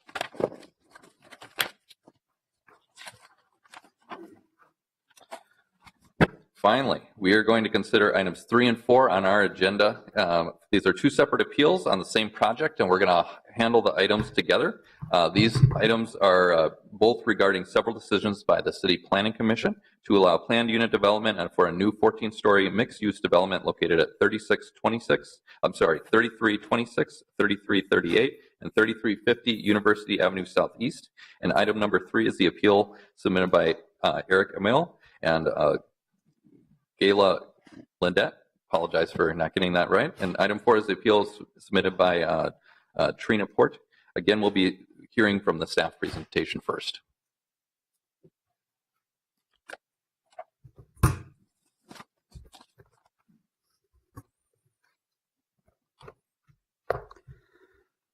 Thank you, committee members. This next appeal concerns 3 properties located at 3326, 3338, and 3350 University Avenue Southeast.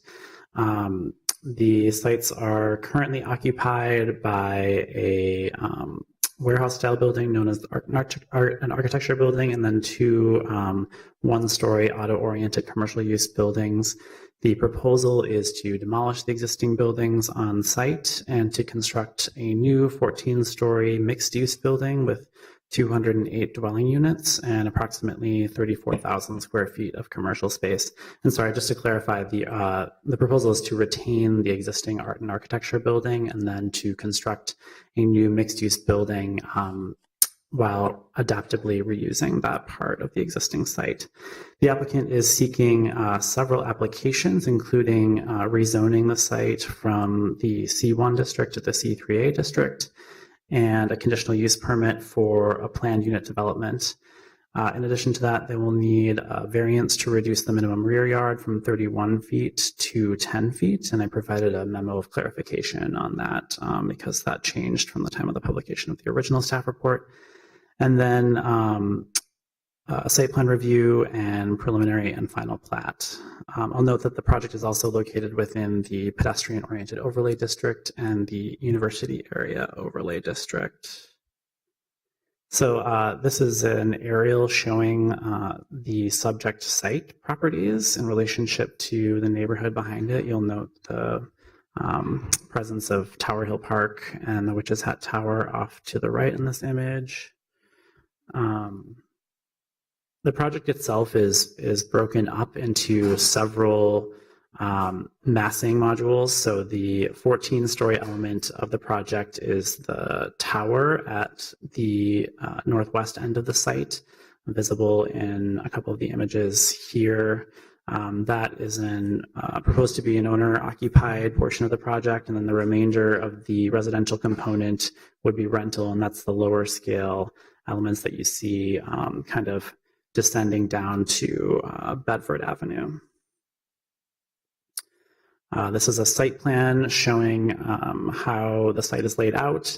The project is proposing 3 levels of structured parking that are accessed in 2 different locations, one off of University Avenue Southeast, and then one off of Prospect Terrace, which is a dead end at the rear of the site. This is the site plan identifying the different uses at the ground level. You'll notice that residential uses, which are highlighted here in blue, and retail uses are lining the project along the University Avenue Southeast elevations, and then the Prospect Terrace elevation at the rear. This is showing that same diagram at the second level. The site slopes pretty significantly up from University Avenue Southeast, so Prospect Terrace actually lands at what is functionally the second level of the building. This is identifying where the proposed yard variances are. So one of the variances is at the rear of the tower portion, and then of the pedestrian-oriented overlay, there's 2 plazas that are located more than 8 feet from the building. So to go over once again the zoning exceptions requested through the plan unit development application, there's an increase of the maximum building height from 4 stories, 56 feet to 14 stories, an increase of the maximum FAR from 3.78 to 3.79. And then an exception to the pedestrian-oriented overlay district standards for those 2 plazas that I identified on the previous image, and a reduction of the minimum loading requirements. So that totals required amenity point total of 25. The applicant is proposing several amenities to meet that requirement, including lining the proposed parking garage with active uses along the public right-of-way, conservation of the built environment in the adaptive reuse of the art and architecture building, the 2 plaza elements noted on the previous plan. The applicant is also working to incorporate a public art feature on the public plaza at the intersection of University and Bedford. And there's a proposed pet exercise area in the rear of the site, and then a recycling storage area. So I will conclude my presentation here. I know the applicant will speak a little bit more to some of the design elements, and I can take any questions. Thank you. Are there any questions for staff? Great. Thank you very much for the presentation. Before I open the hearing, I'll give the appellants the opportunity to speak to the committee, and we'll start with item 3. I'm assuming you're Gayla Lindette? Actually, reversed order, and Trina Porty, I'm going to go first. So Trina Porty, 2900 University Avenue Southeast, appellant. This is to scale the Witch's Hat Tower. I did not know paper towels were exactly 11 inches tall. This is a 4-story building. This is the 15 3/4 inch scale that Vermilion is proposing. This, I thought this was the right height, and it was too short, so I had to add that.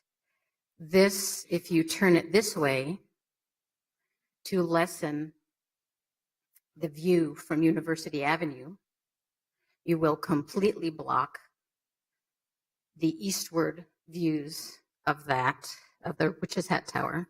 And if you turn it this way, the entire face of the building is facing the historic district neighborhood, people's homes and their yards. So I wanted to give you a little visual reality of what this project is proposing. As these scale models make very clear, and as was stated by Vermillion themselves and the Minneapolis planner in charge of their submittal, Plan 6619 has a definite impact on two historic sites, the Prospect Park Witch's Hat Tower and Tower Hill Park. And I will turn in these documents for you. In my original appeal, I quote the planner's report. And Peter Crandall stated, page 7, item number 1, preservation of views of landmark buildings, significant open spaces, Gesundheit, and water bodies. The most significant landmark building affected by the proposed development is the Witch's Hat Tower. So they are stating themselves that the most significant building affected is this one, the Prospect Park Tower.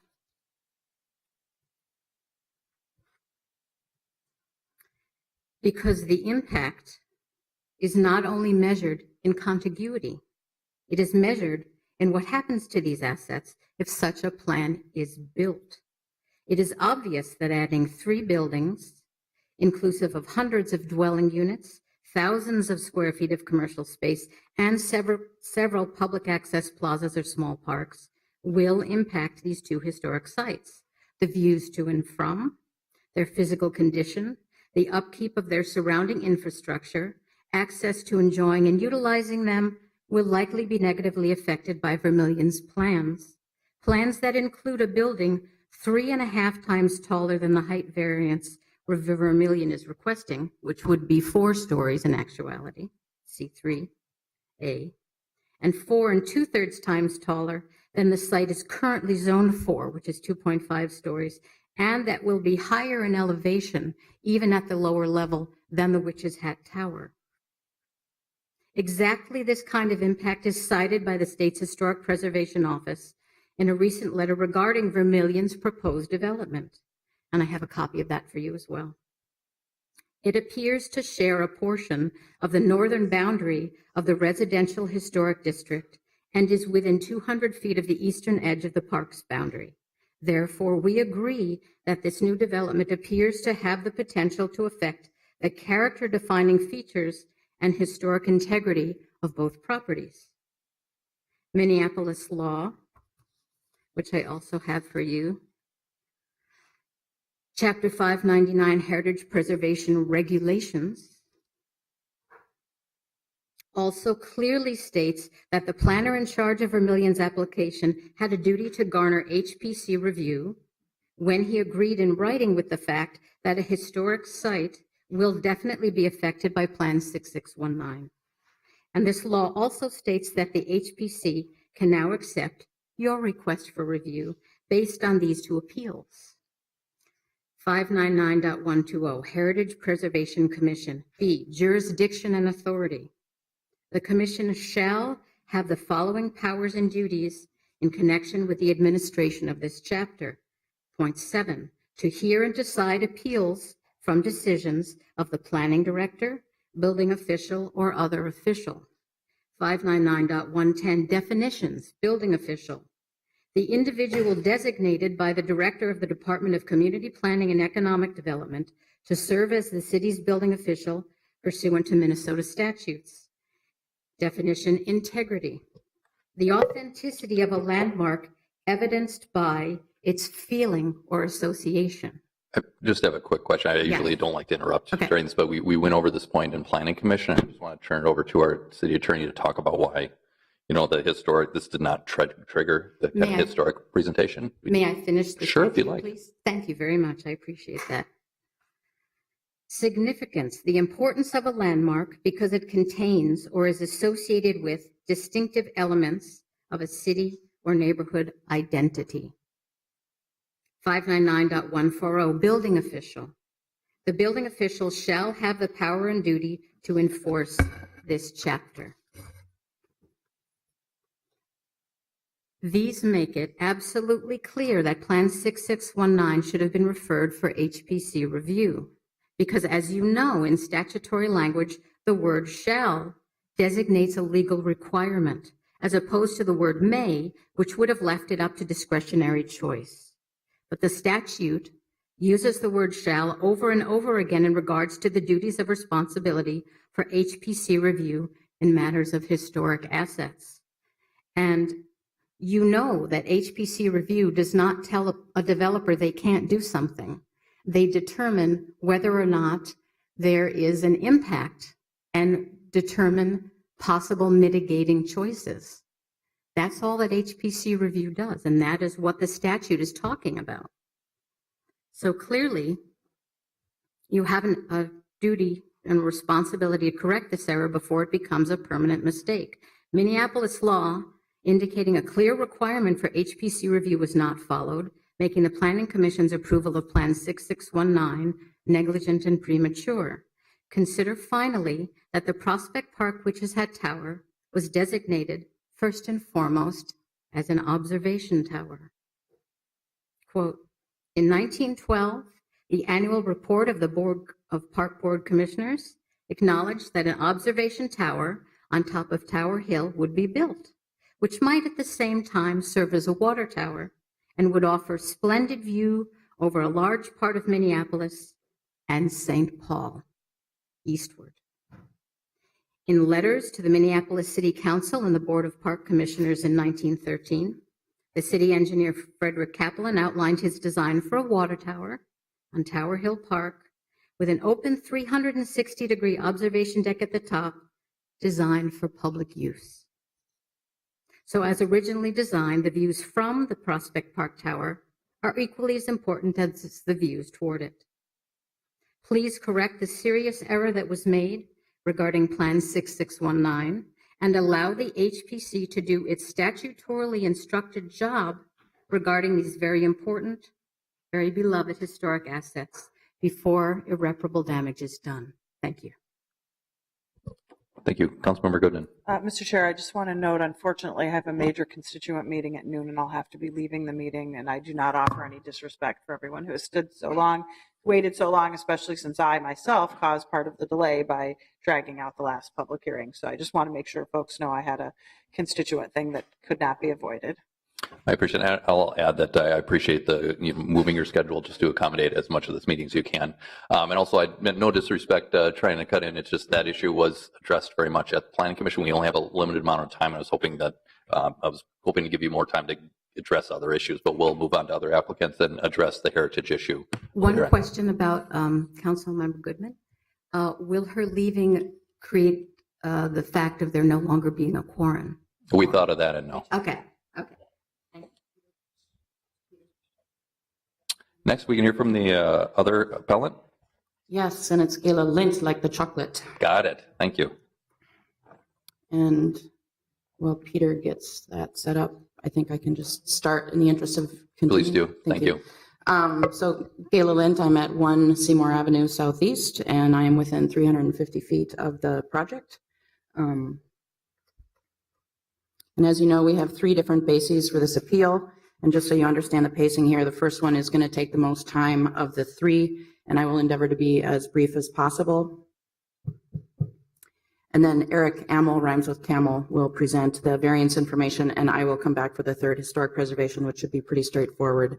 There you go. That's awesome. Thank you, sir. Yep. So the crux of the first part is this. By not expecting more of this PUD, we are all getting less. And instead of supporting the comprehensive plan, we are essentially undermining its aspirations and intentions by unnecessarily throwing away incentives.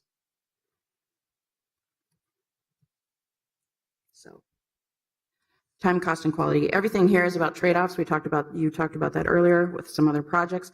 As you know, these projects are complex. There are any number of moving pieces, and it takes time to suss out all the interrelated parts, the issues and the opportunities, how they ideally add up.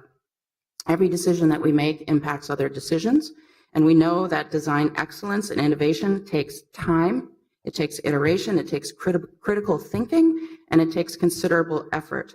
Excellence does not come easy. Design is always about competing values, and we know what the biggies are. We see them here in the art and architecture project. They are time, and the clock is ticking, but that cannot be the basis for determining whether or not the project is a go or not. There is cost, which we truly can't fully know unless the developer shares his pro forma. And there is quality, which is arguably the costs to the city and the citizens of Minneapolis and St. Paul and the entire metropolitan region. And in that quality bucket, I would propose that we keep an eye broadly on these three things: social equity, sustainability, and beauty. And in that beauty category, that would include honoring that which makes each neighborhood distinct, including its historic assets. Bigger is not better. Bigger is not automatically better, but bigger can be better, and we'll get to that in a bit. So I was trying to understand how this project, which at one point in the discussions was a 4.51 FAR, was being proposed in a 1.7 FAR zone, and how we are still at a 14-story tower in a 2.5-story zone. Here's how.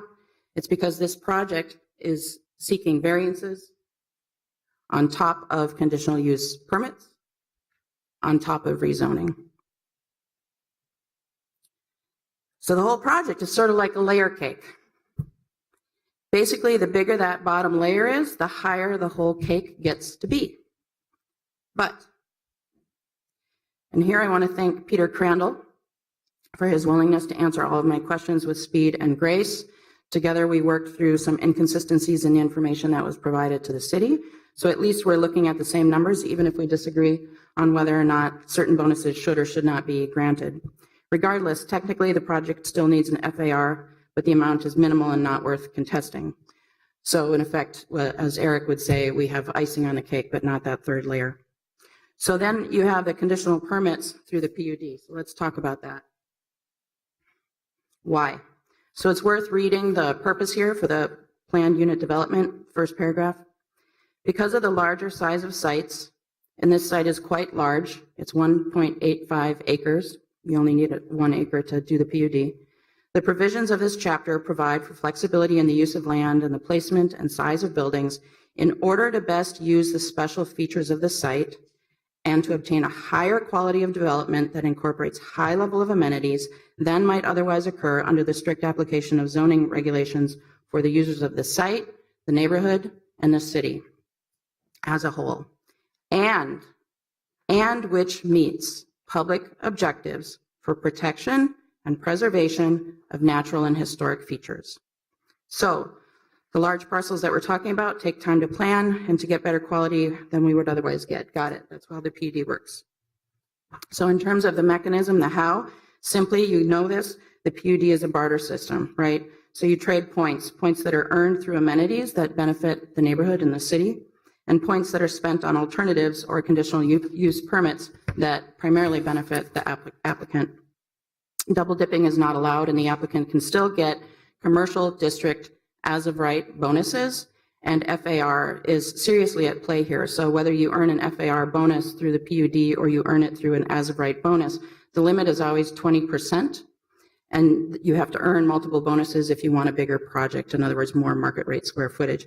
And it's important here to note that limiting the FAR bonuses to 20% is a recognition that the overall size and bulk of the built form relative to its open space can have dramatic impact and consequence to the scale and character and experience of a place. So we want to be thoughtful and controlled about how that happens, thus the 20% limit. So here's where things get complicated and nuanced. These are the ordinances that are all at play here. I don't expect you to be able to read or see them. I just want you to know that I have been doing my homework. Suffice to say that there are a lot of ways, which is good, I guess, that we incentivize having activity at the street and parking at the rear. The developer in this case, by making one big move of putting commercial along University Avenue where we should expect it, and parking in back, this move yields multiple FAR bonuses and or amenity points.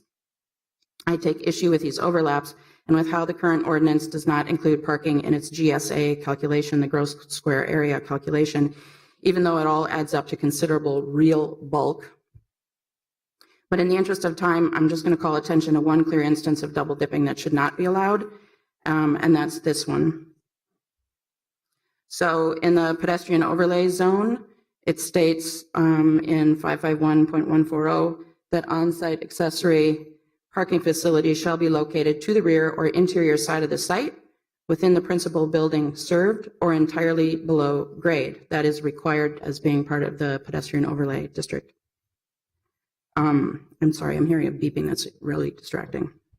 And then in the 548 chapter on commercial districts, you can receive a bonus for enclosed parking. The maximum floor area ratio of the multiple family buildings can be increased 20% if all required parking is provided within the building entirely below grade or in a parking garage of at least 2 levels. That's a 20% bonus. I would say that's a very clear double dip. But we're back to our layer cake. The reason I'm not going to dwell on the double dipping issue and all the other sort of multiple ways that FAR is happening in this project is that there's a bigger problem, and that's that bottom layer of the cake, the rezoning. The rezoning is yielding a significant increase in FAR for this project. Okay, so we need to talk about zoning because the overall point I'm making, if you hear anything from me today, is this, and that is the rezoning from C1 to C3A.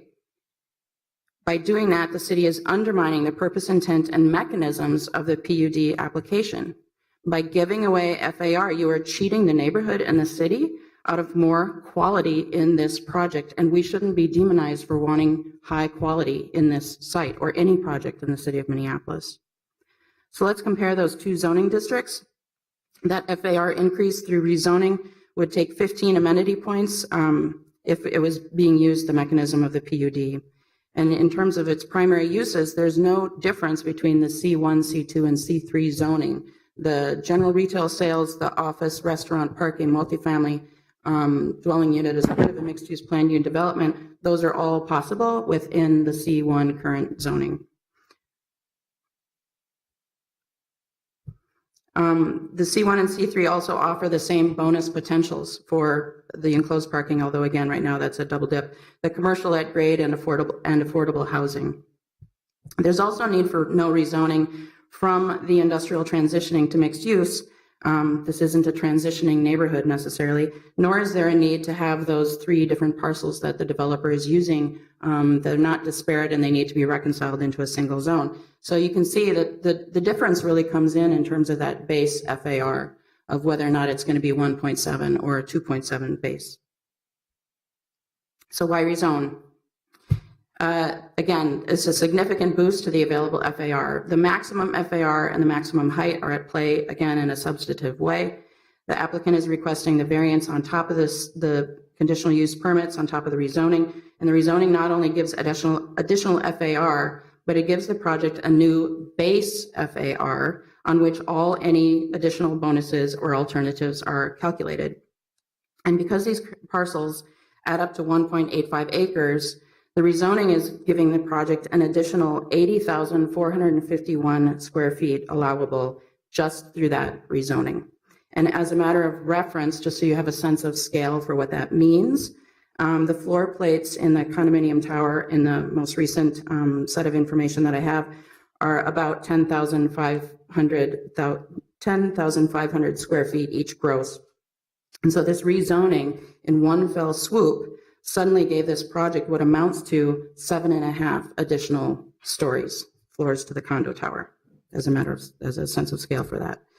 This also means that each 20% bonus or alternate is 16,000 square feet more than if that bonus was on top of the C1 zoning. And yet, bigger is not better necessarily, it's just bigger. Just want to jump in real quick. If Eric Emmel's also going to be coming up, we just want to limit the conversations. Yep, and as I said, my first part will be the longest and his should be shorter, and then the last one is even shorter still. Okay, well, let's try and wrap that all up in the next 10 minutes. We have a lot of people waiting to speak on this. I'm aware and I'm exceptionally grateful that they've been willing to stay here, but we all feel passionately about it, and that's why they're willing to stay.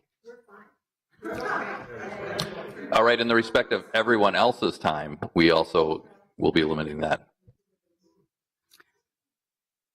So what's the issue? Don't we want these parcels to be redeveloped with more bulk than they have right now, with more activities, more dwelling units, more mixed use? Well, it's complex. Here's the Stadium Village small area plan. And you'll notice that there is that dark dash running along University Avenue that designates it as a commercial corridor. That's all good. You'll also see that there's peach color in and around that commercial corridor of University Avenue. That's all good. But then take a look at the site area. It's looped in an orange boundary that is identified as a neighborhood commercial node. And that is distinctly different than the brown boundary, which is the activity center to the west near the University of Minnesota campus. And here is that adoption of the small area plan into the Minneapolis comprehensive plan. Again, you see that commercial corridor, mixed use neighborhood node. The activity center is near the University of Minnesota campus. There's clear recognition here that this stretch of university on either side of Tower Hill, with its eclectic mix of residential homes and gardens, is different than further west near the LRT, and it is certainly different than further west near the university area. So another one of the city's maps to make that clear. Again, we see the commercial corridor mixed use neighborhood node. The activity center is near the University of Minnesota. So what I see here is I see a C1 neighborhood commercial district, or I see a C2 neighborhood corridor commercial district. What I don't see is a C3A community activity center district that's clearly indicated for further west on University Avenue. Oops. So back to the cake. The reason why this matters is because in the rush to rezone these properties which abut a residential neighborhood, the city would be throwing away incentives like the commercial district as of right bonus for affordable housing. And we are undermining the very reasons of why the PUD exists, which is to give alternatives in exchange for amenities and to build excellence and innovation into the project as we protect and preserve our heritage. While there's nothing wrong with art on the corner, we're leaving on the PUD table a building that could meet LEED standards or B3 sustainable building, which is a homegrown standard here in the University of Minnesota. Green roofs, all of which are worth 10 amenity points through the PUD process. And then they could be used each for two multiple 5-point FAR bonuses. Green roof, on-site renewable energy, energy efficiency, these are all different 10-point amenity items through the PUD. And affordable housing is also something that the city can determine because they can also create their own, there's some option in play in there. So rezoning may initially seem like what we need to do to get more activity and more residents along transit corridors, but in effect, rezoning in this case short circuits the PUD process and robs the neighborhood and the city of a project that might otherwise be better. To move more in the direction of quality, that is social equity through affordable housing, sustainability, and honoring that which is distinct and worth preserving in this neighborhood. Inflating the zoning is essentially a taking from using the full force of the PUD to give amenities that we want in this neighborhood. Zoning is meant to give us all some level of predictability even as things change. The double dip of the FAR is not warranted, and rezoning here is not justified by the current or the future comp plan. Neither is it warranted because it ultimately undermines the most important city growth goals that we have. And I'll switch to Eric. Thank you. And just so we're clear, at 12:15, according to that clock, I'd like to open the public hearing. So then the next, you said you have two more parts to your appeal? Just the appeal consists of 3 parts. And the first one is over, I'm assuming? That is correct. Thank you. Mr. Schrader.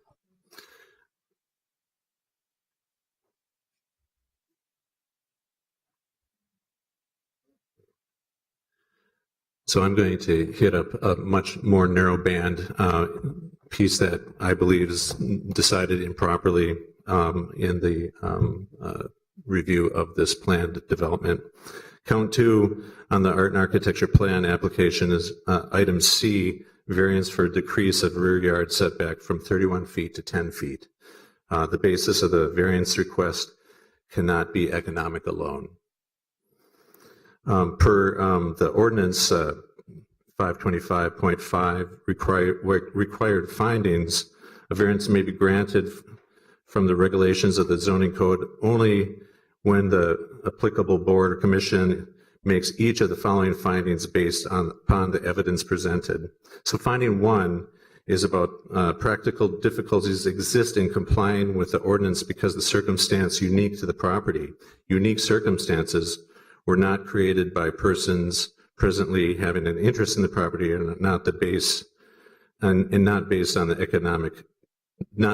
economic considerations alone. So it says right there in the text of the ordinance, it can't be economic.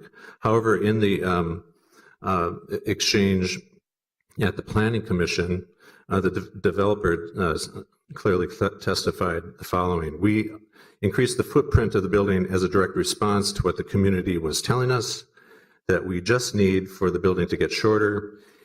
If it needs to get wider, that's okay. It was reported.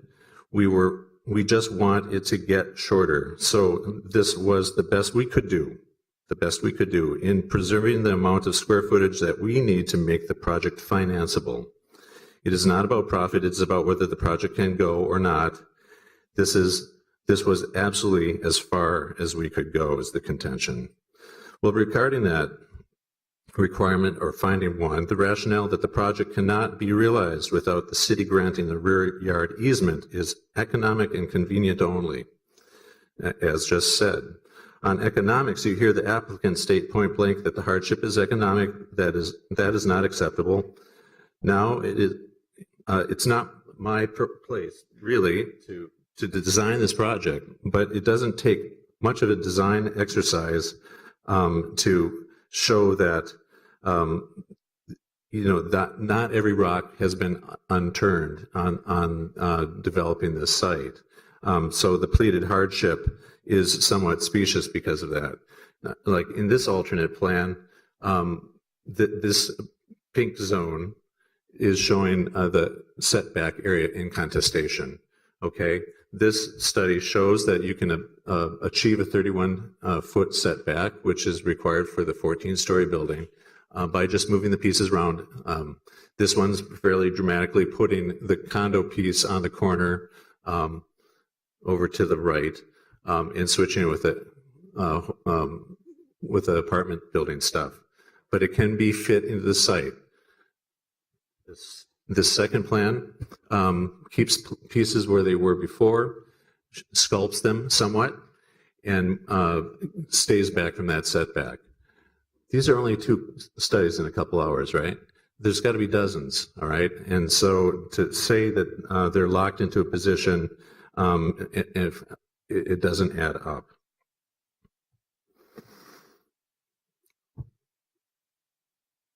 I would also say that there's a finding 3 regarding altering or somehow causing a detriment to the neighboring properties, guarding the health, safety, and welfare of the public realm and the private property owners. Again, the unique circumstances of the site come into play. It's on the side of a hill, right? So in addition to being butting up to a historic neighborhood, it's steep. The proposer, the applicant for development, needs to cut back that site to create the podium for the building up to 40 feet of depth into the hillside. Well, there needs to, there is a standard that says that they cannot, cause harm to the adjacent property, but we need to hold this to a higher bar because there is no evidence of how this is done in the application. And it's no small feat. I've got some experience in doing this on the expansion of the convention center, which has tiebacks into the right-of-way. The Walker Art Center parking garage has permanent tiebacks in order to deal with the unbalanced earth pressure caused on that hillside, which is a comparable case. There is no evidence how this is going to be done 2 feet from the site to the adjacent backyard neighbors. Quick question, I'd like to jump in. You've got 2 minutes left. At that point, I'd like the applicant to speak for 10 minutes, and then we'll be opening the public hearing. You mentioned a third part, so I don't know. This has been very helpful to hear alternatives, and I would like the applicant to also kind of address some of that, especially the setback. But again, if you have another part, please bring that up. No, we have a process going on. If you please sign up for the public hearing, and we can hear you at that point. No.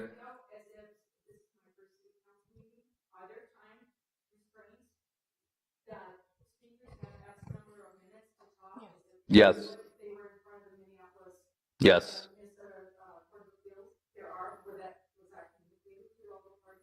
It's been communicated. You have been sitting through how many of these so far? And we've been holding the same process. I usually, as you can tell, I let the applicants and the appellants speak when we usually haven't had an issue. This one has gone quite long, and I'm trying to be very kind about like how much time we've had. I've been very clear about how much extra time. That said, it's that when that has happened to myself, when I've been in your position, you go right to the points that you think will make the biggest impact. We're nearing 12:15. I understand the frustration, but these. Is there a specific amount of time allotted to each speaker, and was that communicated? No. Then they should be allowed to speak. They're not in front of the Court of Appeals. They're not in front of the Supreme Court of the United States. You are in front of the Zoning and Planning Commission. We get to, committee. We've been very clear about the times. I've been saying that time throughout. I've said that we'd be done at 12:15. We are now at 12:14. I apologize that she's taking up some of your time. Please sign up. Yeah, we are apologizing to him. Everyone in this room has 2 minutes after the public hearing, which I've been very clear about. The applicant will also get 10 minutes to speak, which we try not to limit that, but because of the other times, we are going to limit that to 10 minutes. All of you can have 2 minutes to speak. I hear that many people have already signed up. We're already past committee time. Other people need to use this room. If you can continue, I'll add 2 minutes if you would like to kind of wrap up. Mr. Schrader, I yield the floor. Just want to make sure that some of these images are seen. There's a figured ground of the site, and I think it's important to recognize the footprint may look like some of the others, but again, it's a 14-story and some 11 and 9. And also, there is a transition zone between the other lower level projects. This is a point that needs to be made about using precedent, like just because all these other towers are going up and they're tall, why can't mine be taller? It's important to recognize that those towers that are being called out as precedent are further down west on University Avenue. They're at lower elevations. They're essentially a 98-foot difference between the Wahoo Tower, which is called out as an 11-story precedent, and what the condominium tower would be. Here's what that looks like as an elevation, and here's that final drawing as well. I think it's important to say that if you're going to use land use chapter 1 and those policies as a way to indicate that this project should be accepted, then you also have to look at chapter 8, heritage preservation. Those land use policies are broadly about how it affects the city of Minneapolis, not just whether or not there's something historic on this particular property. There's a number of other things that could be said, but apparently we're not going to get time to do that because of all the other items on the agenda. So, thank you. With that, I'd like to give the applicant 10 minutes to speak. Is there someone here representing the development?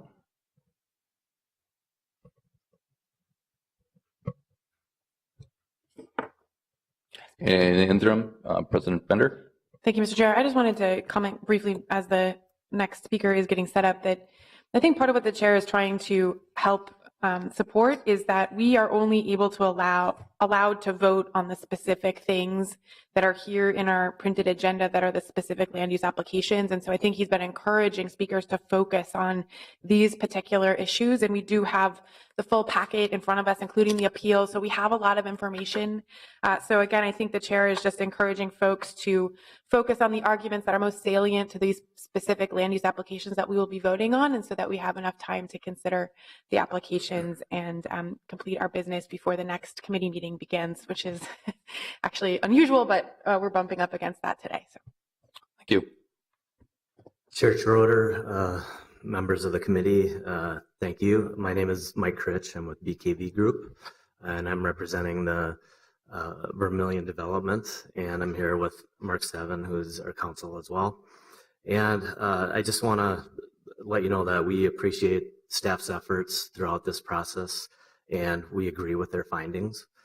There are 3 points that I want to make, and I'll try to be brief. The first is our community engagement effort. It's been extensive. We've met over 10 times with the Prospect Park Association, who also set up a task force group who we met with numerous times. And we have also met with the neighborhood at large on a couple of times as well. Throughout that process, the members of these groups, they're very knowledgeable, they're sophisticated, very intelligent, related to all these aspects that we're looking at in terms of molding and shaping the project. The task force and the association have numerous architects on these groups, as well as other professionals who are very wise to how these projects work. And the goal has always been to work with them and shape and mold the project to get something that we all can agree to. The final outcome of that was a signed memorandum of understanding as voted by the Land Use Committee, the Prospect Park Land Use Committee, which involved over 100 people. And it was voted a 2/3 majority to adopt the memorandum of understanding. A part of that memorandum is that we continue to meet, and we are very much agreeable and want to continue our dialogue with the neighborhood and based on this memorandum of agreement. And so we will continue to do that, to meet with individual neighbors as well as the task force, and to create the best project possible. The second item is that through this process, we underwent numerous iterations. It's significant in terms of the amount of changes and modifications in time and energy, and we did put in the time and the energy, and we think we have a very good, excellent project because of our time and work with the neighborhood group. And so we think it is a project that will be a betterment for the project, for the community, for the transit corridor, et cetera. So the result of that is exactly what we're hoping to get through our work with the neighborhood groups and city staff, is an excellent project of the highest quality. This is a project that is molded and shaped. It has space, it has plazas, it has gaps within the buildings, it has courts, it provides light and air, variety, quality materials. All of these are part of the process that we went through to create something that was significant, very unique and distinct and different from the other projects that have occurred along the corridor. Some of these features are a project that's a collection of buildings that keeps the arts and architecture as a centerpiece of the development. So that project, it'll maintain its uses as commercial and office and retail. And we think that's very important to preserve some of the existing fabric that's on site. We have a project that's has a full array of mixed uses. None should be overlooked, but commercial, office, retail, restaurant, services. We have multiple housing types. We have for sale condominiums as well as apartments. We provide intimate public courts and spaces with pocket parks. We're looking at providing public art. We're enhancing the corner park area that's an entrance into the neighborhood. We're vastly improving the University Avenue pedestrian experience by greening that up, by creating wider sidewalks, by providing activated uses along that entire frontage of University Avenue. As we go along to the back, and I'm almost done here. As we move around to the back of Prospect Terrace, through the changes, we've omitted any back door to this. This is also a front facade with walk-up units, intensive landscaping, and all in the name of trying to create a great project. Again, the introduction of public art, the stepping and molding and shaping of the project is all through our interactions with the neighborhood and the task force committee.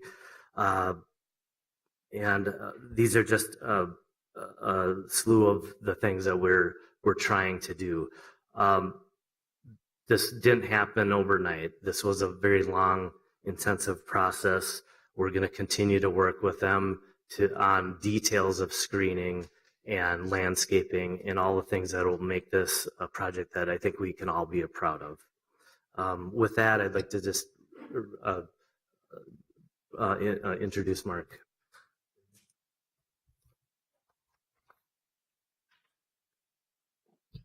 Good afternoon.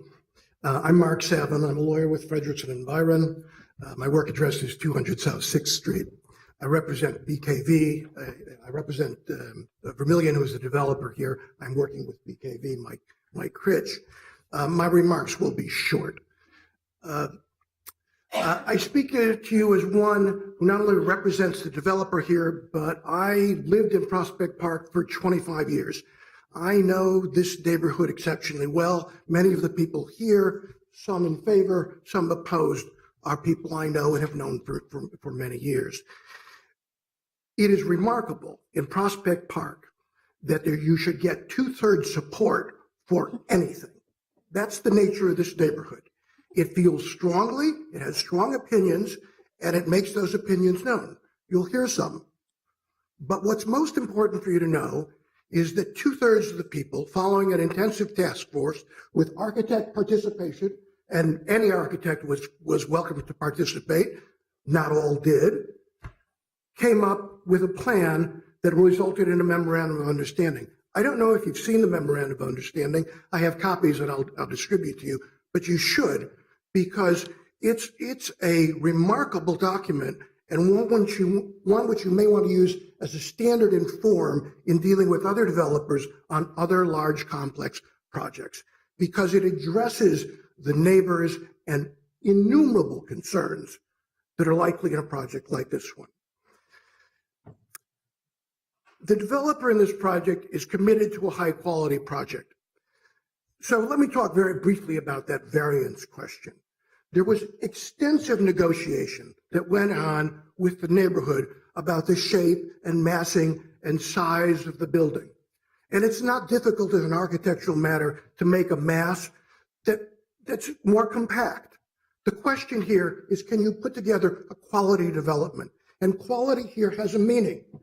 It means parks, it means light, it means view, it means amenities, it means a building that solves a problem that's been present on University Avenue for at least 50 years. The ragged edge of University Avenue from Bedford leading up to the park. I don't remember what it was before it was the SA station, and then before the SA station abandoned itself and became the asphalt store. They were all just abominable uses of that property. It was a shame that that's what happened there. This is an opportunity to do something else, to do real quality. One of the reasons I moved from this neighborhood was my parents were moving to town. Okay? And there was no place for my parents to live in Prospect Park. I moved to St. Paul, 710 River Drive. It's a high-rise building. It gave them everything they needed.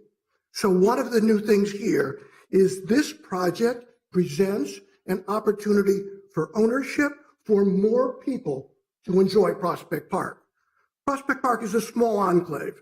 If you want to live next to the hill, maybe there's 6, 10 houses that face right on the park. It's a small number. This changes that substantially. Suddenly, there's an opportunity for literally dozens, hundreds of people to face the park. Okay? So let me just say one thing on protection. Okay? There's questions here about view. You'll be able to look at the views of the tower. You'll be able to see it beautifully from many, many places. But what I want to say is over the years, the tower has been subject to vandalism and graffiti all the time. What's important now is that we get... Hold on one second. I'd like to say when someone is speaking, we let them speak. And this is already getting a little out of control, so I want to stop it now. When other people are speaking and come up during the public comment period, I will not tolerate other side discussions, other comments on that. When people have the mic, they have the mic, and we will respect that. And I just want to set that down. If you can have one more minute to finish up, please. Thank you. Look, in the 25 years I lived there, the tower was subject to repeated vandalism and graffiti. The more eyes we have on the park, the richer we are, the better it's protected, the more people get to say, I live near Prospect Park, I live near the tower, I'm proud I live there. Restricting the number of people that can live there, keeping a development that's keeping what's there now is absolutely the wrong thing to do. Proceeding with a development that seals that edge and provides opportunity is exactly the right thing to do. With regard to the calculations, we all understand how complex they are, and we believe the city analyzed them absolutely correctly. We stand with Mr. Crandall on that. Thank you. I've got a question from Councilmember Gordon. I was curious if you considered LEED certification. Are there plans to do that? I'm sorry, I'm just having trouble with the acoustics in the room. Yeah, it's a little bit difficult. I'll speak up a little. Maybe that'll help. I'm wondering if you considered LEED certification for the project. That was brought up, or green community certification. Some of the. I know that within the memorandum of understanding, there is. If you could speak into the microphone. I'm Thank sorry. you. No problem. I know that within the memorandum of understanding, there is a term pertaining to to meeting LEED standards. I don't know exactly which LEED standards they are, but that is within the memorandum of understanding.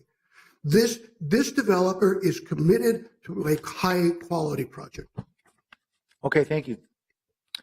Thank you. If there are no other questions, I'm going to open up the public hearing. Thank you. Thank you very much. And with that, like we've done with all of the other hearings before this, we'll be giving 2 minutes for any member of the public to speak. Please sign up with the clerk. If not, you can stand up and just remember to say your name and address for the record. Is anyone interested in speaking? Come on up. My name is Susan Larson Fleming. I live at 147 Orland. And I was originally going to say a few things about, well, I will say something about neighborhood involvement leading up to the historic designation of the Water Tower and Tower Hill Park. This started back in phase 1 of the NRP participation. Prospect Park was one of the earliest participants. The plan was approved in 1995. It included the inventory and assessment of potential historic properties with the goal of preserving historic buildings and green space with the neighborhood boundaries. The Water Tower had achieved local designation in 1984, national designation in 1997. The survey of housing was completed in 2001, and in 2002, the remaining money for the national designation of the park, of the neighborhood itself, which was achieved in 2015. I would also like to say that I was at the original meeting where Vermillion presented their proposal. It was for a block that was no taller than 8 stories, or what the existing art and architecture was. When the vote was held in the Land Use Committee, it had gone up to 17 stories, and we were presented with voting on an alternative to go down to 14. So we were told that that was the best we could get. So to present this as something that we all were so in favor of it is a little more nuanced. And I'm really objecting to your characterization as the slum that you seem to be describing at Bedford and University. That isn't true, and in fact, going right next to this proposed development on the park is the new headquarters of the Textile Center, which is a building that may be designed by David Salmela, who is a noted architect, and that is going to be an extremely wonderful amenity for the entire surrounding area. Thank you. Next speaker.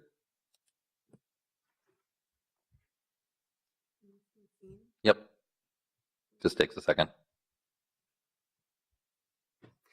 My name is Laura Preuss. I'm a resident of Prospect Park, and I'll use this visual.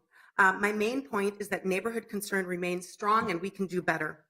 The Planning Commission heard from the developer and task force members about high levels of community support. And I'm here to say that this is overstated and there's context that shows a different story. They described a listening session in May with over 150 people and said how there was a third in support and a third against. However, the summer report tells a different story. Of 63 people that spoke, 11 were in favor of the project and the rest discussed concerns. That is not equivalence in numbers. Secondly, they referenced being in line with the community petition of over 800 people. In fact, that's not in line with the petition, and we're not still there yet. The petition strove to protect views while allowing reasonable development of up to 1030 feet near the water tower. In fact, the proposal is 2 stories higher than that and even higher with the pergola.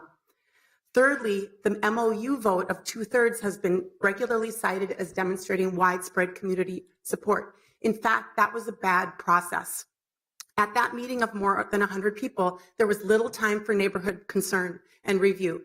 It was listed as a take it or leave it situation, and in fact, we were told that it was already scheduled at the planning committee meeting where it would be heard, likely approved, and even subtly threaded that may be approved at 17 stories. So it was really only a way to stay at the table. It was not a good situation. And then based on that, reasonably, the Planning Commission might have concluded, as stated here, that they did a great job of neighborhood support and community support. In fact, I strongly assert that they worked closely with a small task force that was rather enamored of the developer.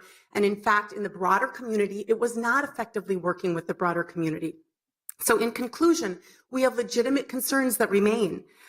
We aren't trying to just shut the project down. We want to achieve new housing and density on this block without affecting views and distressing homeowners. We're Dwimby, done well in my backyard. Thank you. Got a question or comment from Councilmember Gordon? No, sorry, that's from earlier. Oh, all right. Next speaker, please.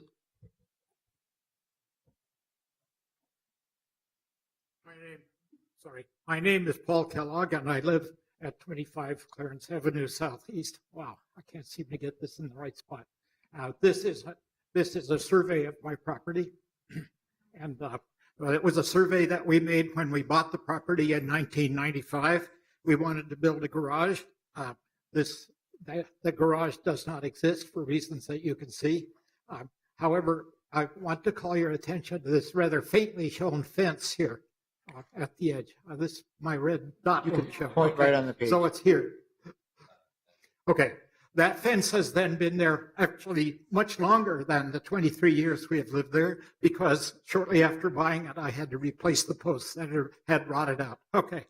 Now, at first, I thought this property was ours by right of adverse possession, but it turns out that both of the pieces of property involved have Torrance deeds, which are immune to adverse possession. So there's another principle. That's boundary by practical location. And this fence is the epitome of a boundary by practical location. On the other side of the fence, there is a very steep bank.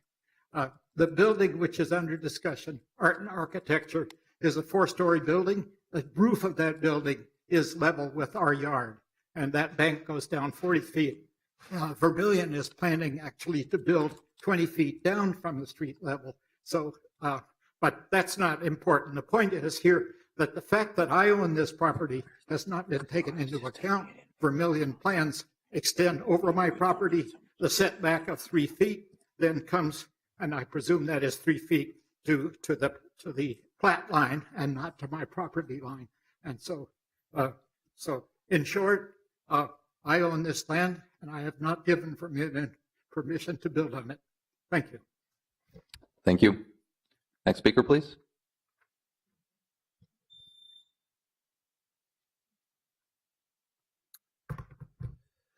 Good afternoon. My name is David Gundell, and I, along with my wife Amanda and 2 children, live at 29 Clarence Avenue. My house sits directly behind the proposed 14-story Vermillion condominium tower.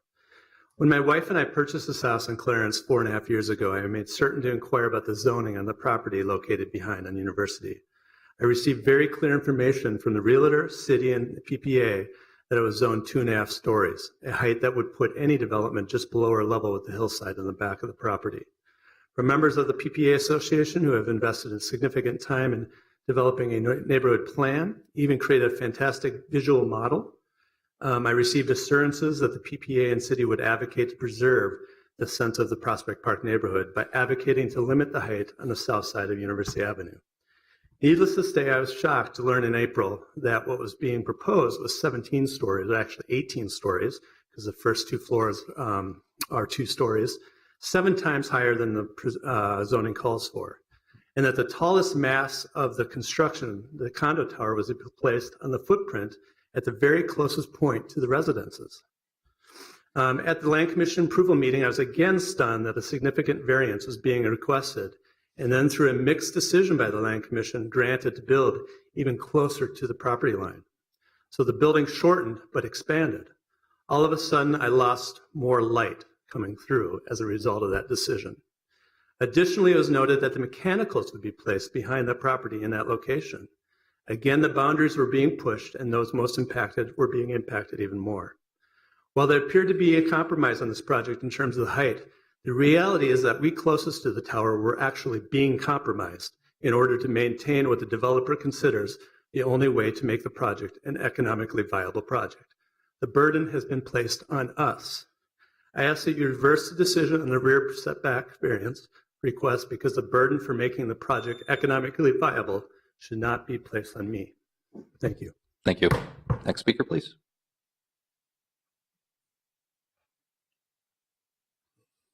And if you could state your name and address for the record. Hi, my name is Will Watkins, 59 Seymour Avenue Southeast.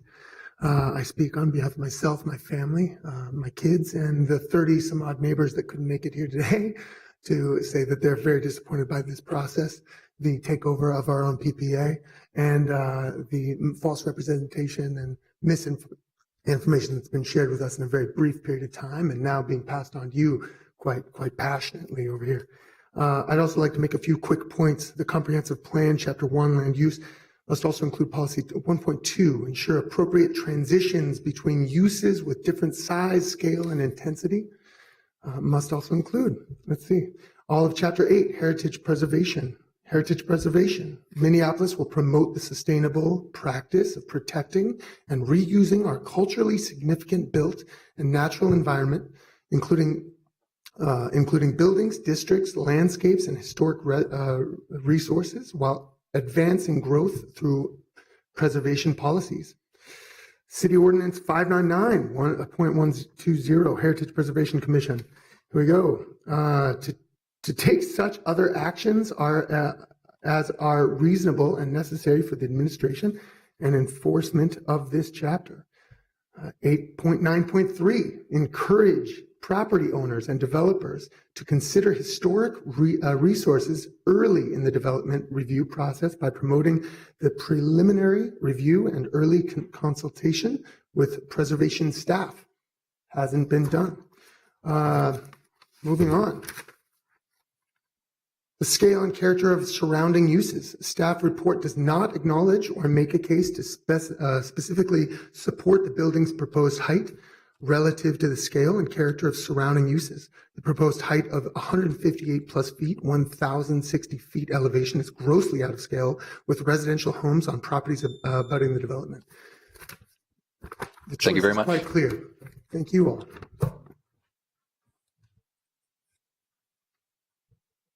Hi, my name is Bridget Ferguson, and I live at 65 Clarence, adjacent to the property in question. And the last time we really worked on how do we make transit work, we built highways through neighborhoods and had devastating effects that we're just beginning to address now. And now we're looking at how do we develop transit also. And it's really important, and I appreciate that density is taken into account and that we're saying, let's do it along transit. But I think what we need to do is we need to be nuanced about it, and we need to pay attention to where it happens, because from even one side of the street to the other, the barrier between a zone where there's a commercial zone and the residential is very different in different places along University. So it would have a different impact in different places all the way along.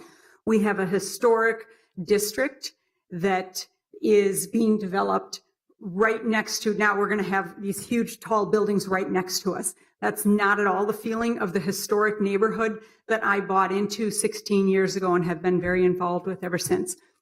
The other piece that I wanted to say is that I understand that there has been a long time of working with people in the neighborhood Truly, it has been an extremely small group of people. I live on Clarence Avenue. It's obvious to them that their project will impact my house, potentially the foundation, the value of my house, all those kinds of things. No one ever came to my door. Nobody dropped anything in my mailbox. Nobody ever talked to me. And they said, well, you could have found us. I feel like that's really on them. And to say that they've been working with the neighborhood for that long, when that vote came at that meeting, there was absolutely a feeling of, if we don't say yes to this, we're going to have 30 stories behind us. And that is even worse for people in the neighborhood. So I think we're moving ahead a little too fast on this, and we need to look at the historic situation in the neighborhood. Oh, thank you.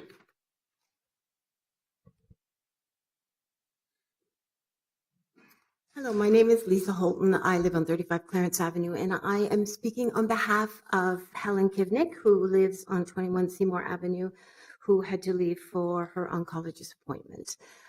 So I will read from her statement. Citizens secured more than 800 signatures in a very short time for a petition to not build above absolute elevation of 1,030 feet within 600 feet of the Witch's Hat Tower. Yet the speed of the project approvals and associated rezoning hasn't given residents any reasonable opportunity to respond to this threat against what is most unique about our neighborhood, an iconic city landmark, and the ethic of participatory governance that Minneapolis is rightly proud of. We expect variances. We expect some areas will be rezoned from older uses to newer uses. We expect some conditional uses.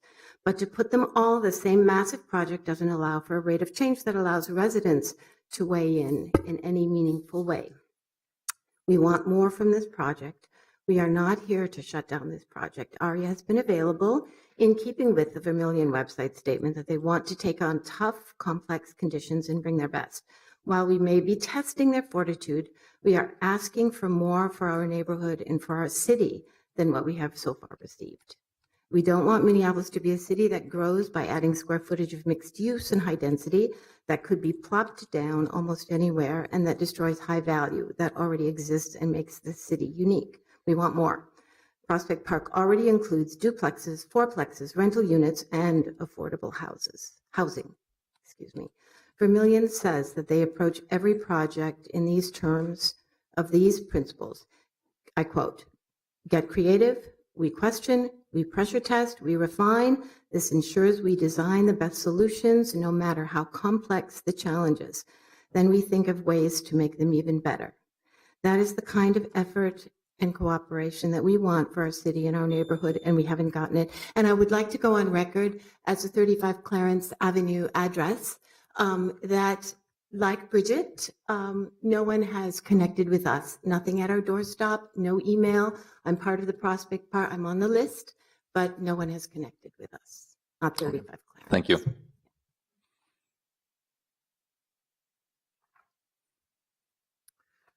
My name is Martha Joy. I live at 17 Seymour, just a half a block from the development. And I'd like to focus my comments today on neighborhood engagement, which spoken, several of my neighbors have already spoken to.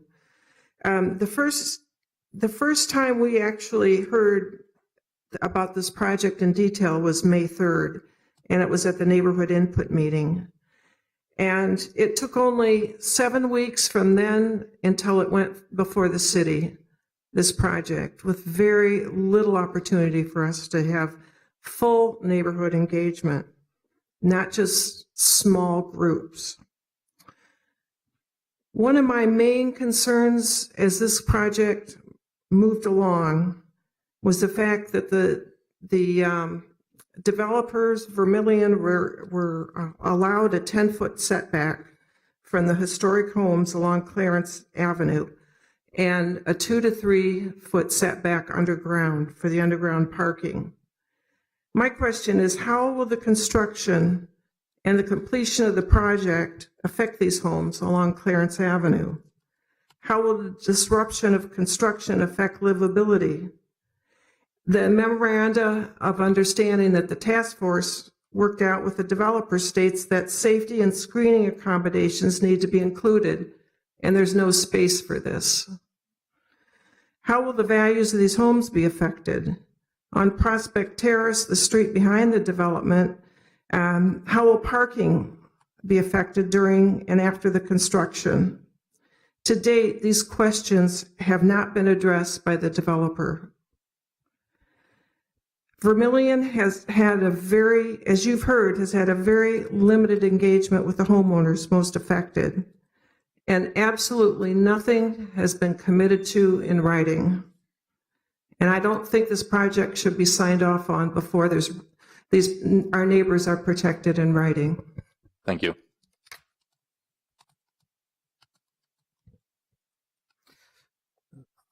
Council, it's a pleasure to talk to you. My name is Steve Miles. I've lived in Prospect Park for 36 years at 1517 East River Parkway. There are places in every city where the combination of geography and architecture tells a story. They tell a story of the history of a city. Just a mile from here, for example, the mill, the river, the Stone Arch Bridge, they tell the story of the river navigation, of opening up the northwest of the milling that built this city. The Witch's Hat Tower area tells that story too. That's the highest point in the city. It tells us the geography of the city. It was one of the 3 surviving early water towers. Those water towers tell of a commitment to shift to the use of water towers and an expansion of the city. They're part of the history of the city too.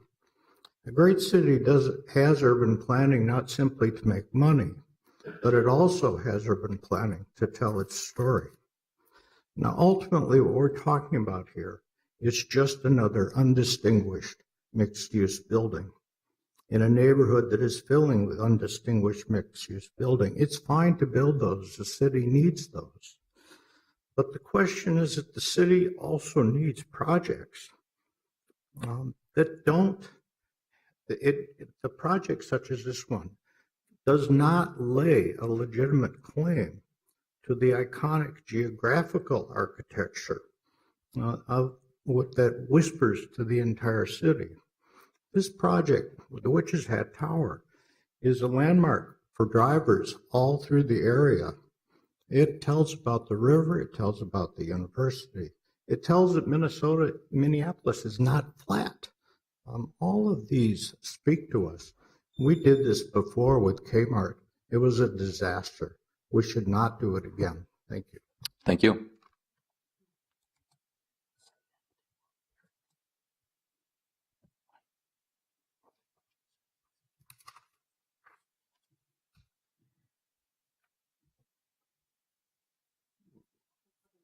Other way.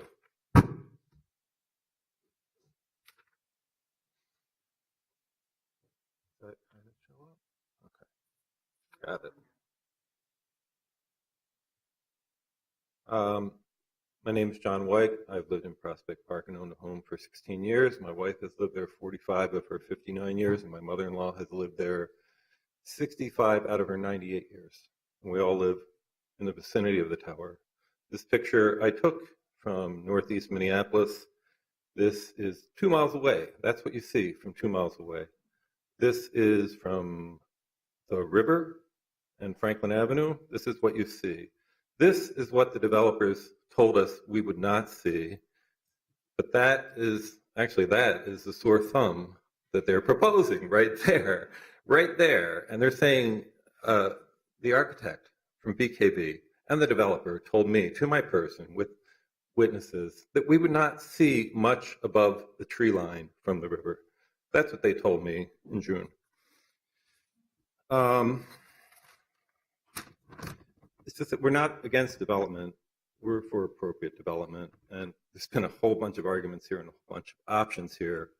And obviously, we're all concerned. And we want to preserve the gem that Tower Hill Park and the Witch's Hat Water Tower is. This is what the Textile Center proposes adjacent to the tower. This would be the ground in between the tower and the 17 or 18-story tower, which would be right here, which is where the Tierney building is. This, I took a panoramic view of the block. But anyhow, you see a lot of open area here, but you see areas here, here, many areas where there's other lots that could be developed into 20 or 30-story buildings. Eventually, we could turn this whole corridor of University, where the art and architecture building wants to be, the textile center wants to be right here. We could turn this whole entire area into a canyon land if we wanted to. When I think about what's happening with the 2040 plan and all of the upheaval, I think that we can do better, and this will be a blemish on all of us if we can't do better. We need more time, and we need historic preservation, consideration, and review. Thank you. Thank you.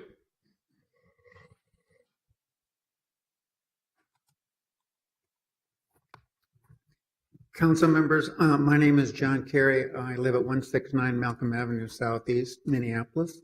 I am the chair, or was the chair, of the Art and Architecture BKV Task Force for Prospect Park Association. I understand you have a copy of the letter and the MOU. What I want to do is just highlight one sentence that I think gets at all the points that were being raised today, and that is that this urban redevelopment project, like most such projects, reflects trade-offs among competing objectives, concerns, market, and economic realities.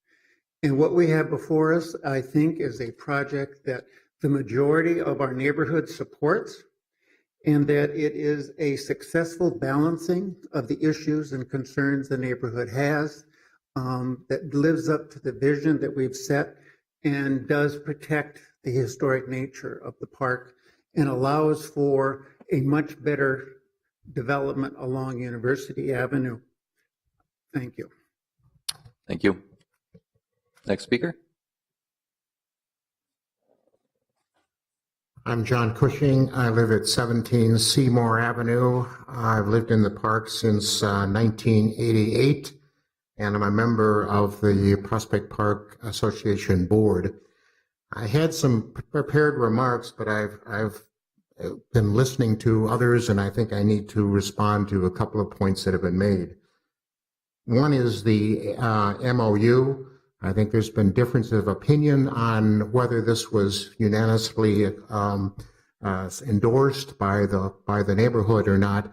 And again, I would agree with one speaker who said we felt we didn't have a lot of choice when this was finally brought up, and that we needed to have some input into the process. And I think most of us voted for that with that in mind. I think if you went over and surveyed the entire community, I think you would not find that a majority of the community supported this project, particularly in terms of its impact on the tower. Secondly, I think the community is committed to affordable housing with the 4th and Malcolm project, with the senior high-rise tower that's going up, and of course our ongoing support for Glendale and the uniqueness of that low-income housing. I disagree with how the tower has been treated. I think it's revered by the community. It's certainly people every day are going up to that tower and looking at the sunset, and also at the ice cream social. We see thousands of people going up there. So it's a very iconic image of not only of the neighborhood but of the city, and needs to be maintained. And I think that this project's been a wake-up call in terms of how that tower should be maintained and not competed with by the development of towers other than the tower at Tower Hill Park. Thanks very much. Thank you. Next speaker, please.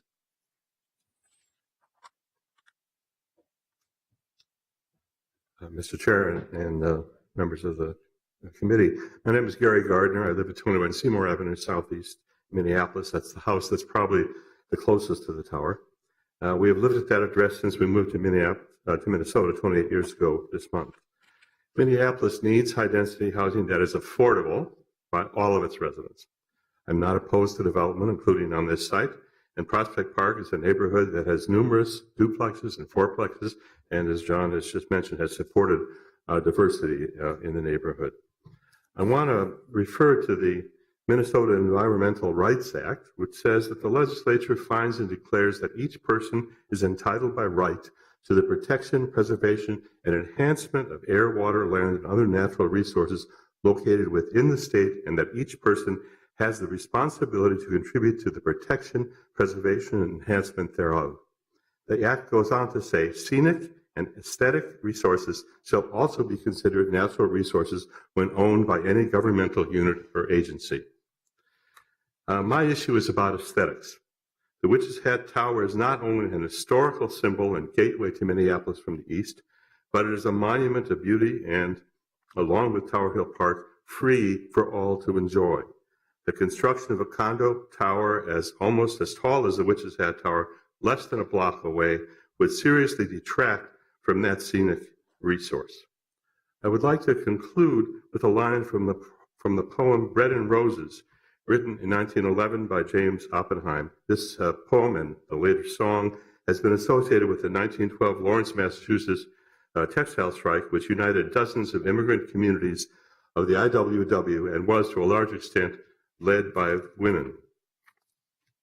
Small art and love and beauty, their drudging spirits knew.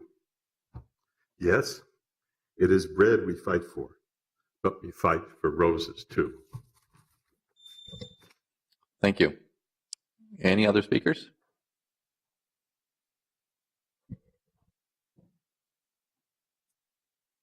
My name is Ann Verm, and I live at 230 Emerald Street Southeast, and I appreciate the opportunity to comment.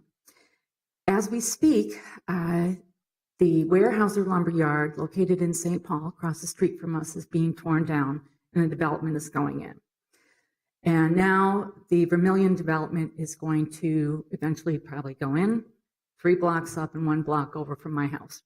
So personally, I'm feeling a little claustrophobic even without anything being erected. Our neighborhood, as you can tell, is pretty vibrant, pretty energetic, and very invested in what is built. And I would just like to say that, a lot of people have very good points here, but it seems to me that the single issue before you that you have to decide on is whether to grant a variance in the zoning to allow for the tower to go in. And at various meetings, it seemed to me, at least from what I heard, that the neighborhood would have been very comfortable and probably more supportive than we appear to be if the height of the building was no greater than 10 stories. And after numerous discussions, we are back to 14, which is unfortunate. The Council for Vermilion is correct in that there was an MOU signed, but it was done very quickly, and I attended a meeting for that. And there is no question that they're committed to putting in a high-quality project, but it's the height that we mostly feel in the neighborhood is going to restrict the view of our really beloved water tower that is at issue. So I would just ask you to consider the floodgates that would open if you allow this variance, because others will start asking, and then we might potentially become neighborhoods of high rises instead of single family homes, which is what I love. So thank you. Thank you. Any other speakers?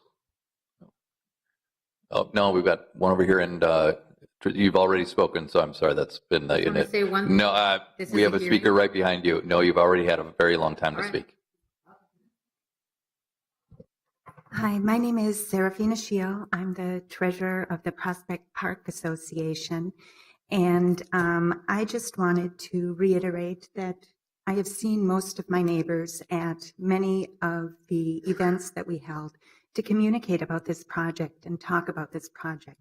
It's one of the most well-intended and most well-engaged projects that we've had in Prospect Park in a number of years. And I know that not everybody feels the same about the ultimate outcome, but, I think that there is a large portion of the neighborhood not represented here in this meeting that is very supportive of this project. In the memo of understanding agreement that we worked on over the series of 6 months, 2/3 did vote for it. Some may not have liked their vote, but that was a vote. And the Prospect Park Association Board of Directors voted 8-3 in favor of this as well, which kind of reflects the same proportion as many of the other meetings. And I just wanted to make that statement. Thank you. Anyone else interested in speaking? You've already had a time to speak. We've got someone else coming up. Nope, you're up. All right, my name is Florence Lipman, and I live on Clarence Avenue. And two of our speakers had to leave. One was our former state representative, and one was our expert, the real expert on historic preservation. What he did tell me as he ran out for an appointment, he said, to ask for special consideration. And I said, what is that? And he said, they will know what it is, and in light of what is going on, ask for special consideration. So I'm doing this right away. But there are a lot of other things that are incorrect. I was on that committee for a short time, and I couldn't continue because of the timing and because I'm a caregiver. Those meetings, even the small meetings, were very difficult to get a word in edgewise, which is usually not a problem that I have. And then people hung around afterwards to speak, and I couldn't. I got someone else to replace me on the committee, and unfortunately, she could not be here. Besides the special consideration, there's something else I have to mention, and that's with the Minnesota Environmental Rights Act. When you first read it, it looks like it only applies to natural resources, but actually it does extend to historic properties. So in addition to the other statutes and ordinances and things that are being violated by this, you have another one, and that's the Minnesota Environmental Rights Act. Also, Mark is an old friend of mine. We worked together on a lot of things, even though I think we can still be friends, Mark. We went back a long way. However, Direct all comments to the council members, not to the audience. I'm sorry. He's been out of the neighborhood for a long time. And also there's a bit of confusion. You build this tower and you have $1 million condos. That doesn't seem to me like it's opening up things for a lot of people. That sounds like it's taking from the many to give to the few, because the many will lose the view from the platform, and they'll also lose the view from the bottom. So it's taking from the many to give to the few. It is not the other way around. The other problem that comes up, we're told the reason why, it doesn't qualify is that when the tower was first designated, they didn't list the view from it. Well, of course they didn't list the view. In 1971, nobody ever had any idea that anybody would want to build something to block the tower. Okay, thank you. Okay, I will send in another letter because I'm very disturbed that we don't have enough time. I think it was obvious, or someone should have told you, that this was a very contentious issue. It was well known, and we ended up being much later on the agenda, and other people weren't rushed like we were. Thank you. Anyone else interested in speaking? Anyone else? You've already had a chance to speak. Anyone else? Sir, please come to the mic. My name is Matthew Zerby. I live at 3348 Prospect Terrace, directly across the street from the proposed development. I agree with all the big picture opposition to this, especially the loss to the city if sight lines to the tower are lost to that great landmark. To me, a part of this is how big a deal is that? I think that's a really big deal. 5-10 years down the road, I don't think anyone is going to remark about the unique quality of 14-story apartment building. People do remark about the uniqueness of the tower, and people can enjoy it from many vantage points throughout the city. That's big picture. I've got a small picture concern too. This is a view of Prospect Terrace, and the point of showing this picture is that the street is not adequate for the planned use of it.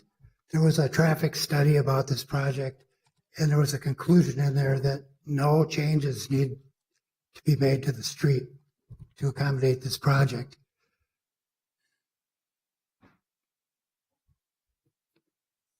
Right here is the left side of the street, and right here is the right side of the street.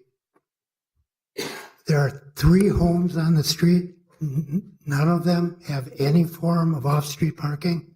The only parking available is on-street parking. This street is not wide enough to accommodate 2 lanes of traffic and a lane of parking. If the volume of traffic on this street by the developer's own study is expected to more than triple from what it is now. The parking has been terrible for years. It's only going to get worse. And the value of owning a home where you cannot park, that's a tremendous hit to a homeowner. So I oppose this on the big picture scale and the small picture scale. Thank you for your time. Thank you. Is anyone else interested in speaking? Anyone else? Anyone else? With that, I will close the public hearing and open it up for comments from my colleagues. Councilmember Gordon. I suppose everybody's looking at me. I just want to thank everybody who came down here. I just think this is a demonstration of people who really care about their community, and demonstrates, I think, to my colleagues what incredibly smart, articulate, thoughtful, and community-minded people live in Ward 2. So I'm absolutely impressed about it. I feel like in many ways our hands are tied about what we can and can't do. So naturally, I'm in a difficult situation. I wouldn't mind spending some time hearing from staff and clarifying some of the issues raised, but I also recognize that it's incredibly late. I've certainly already asked a lot of questions. I actually asked the Historic Preservation Commission chair about reviewing this and looking at it. They didn't feel they had any jurisdiction over it. I heard from the city attorney about what leverage or authority that they might have over this decision. I think one of the problems in terms of that has to do with the fact that we don't have any rules and regulations about view sheds, except perhaps from shoreline overlay districts and the kind of legislation and statutes where we do talk about it a little bit. Maybe that's something that's missing. I got a lot of information back about the fact that the tower, that this building isn't in the historic district. The art and architecture building was, and that would have been one option to try to nominate that in the middle of all this. That really wasn't the biggest concern that people had that I'm hearing about. The impact it has to do with the view to and from the tower, at least in terms of that historic piece. I also feel like this is coming with a staff recommendation. This is coming with a neighborhood association recommendation, and this is coming with the planning commission. I believe it was a unanimous recommendation of approvals, and I do recognize that the project has changed quite a bit, and that the development team did work extensively with the neighborhood. I wish they'd landed in a safer place. Well, at least with the formal neighborhood organization, I see heads nodding and shaking about that. My theory at this point is to move it forward, and I have some additional conditions and an additional motion. I think that hopefully Robin might bring those in, and he's going to print some out so people can see them. But maybe I can just share adding the conditions with that. And that doesn't mean we can't add more items between now and the council meeting as well. And I'll actually note that I wouldn't mind if the building was even shorter, but that isn't one of the conditions at this point. So this is what I've come up with listening to everything. Adding 2 conditions to the conditional use permit for the planned unit development. 1, that the developer shall work with the property owners of directly adjacent properties to implement screening and other measures to reduce the visual impact of the proposed 14-story mixed-use building. And this particularly relates to the folks on Clarence. I understand there's been some discussions already involved, and there might be some other ways to mitigate that.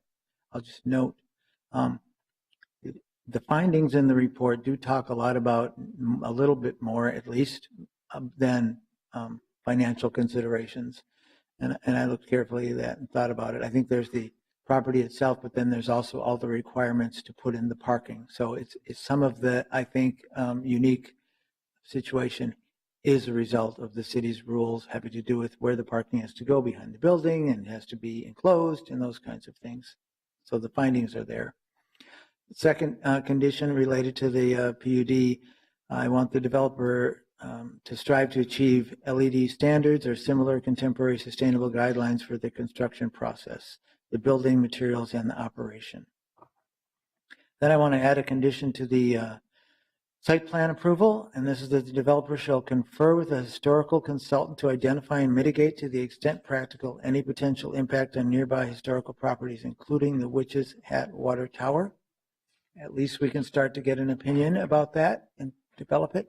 I actually think, and I think it was one of the last speakers, talked about the fear, and I think this is the fear that a lot of us have. Are we going to end up surrounding the whole park with high rises, or at least on University? And what an awareness that I'm realizing is we don't really have much regulation to protect that. I mean, you can even, all of us have grown up in the city, and if you're as old as I am, you remember when what our city was the Fauché Tower. And wasn't that great to see the Fauché Tower wherever you were? There's Minneapolis. Well, we can't hardly see that from anywhere anymore.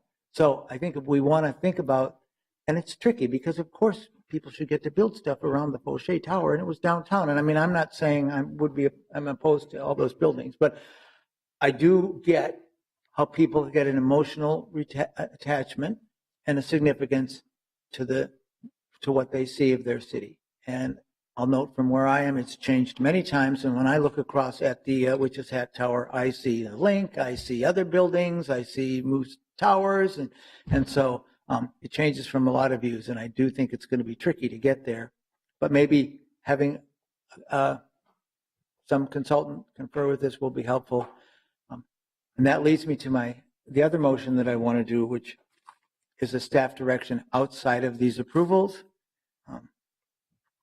I want to have the city council direct HPC staff, and I guess I should fix my wording here.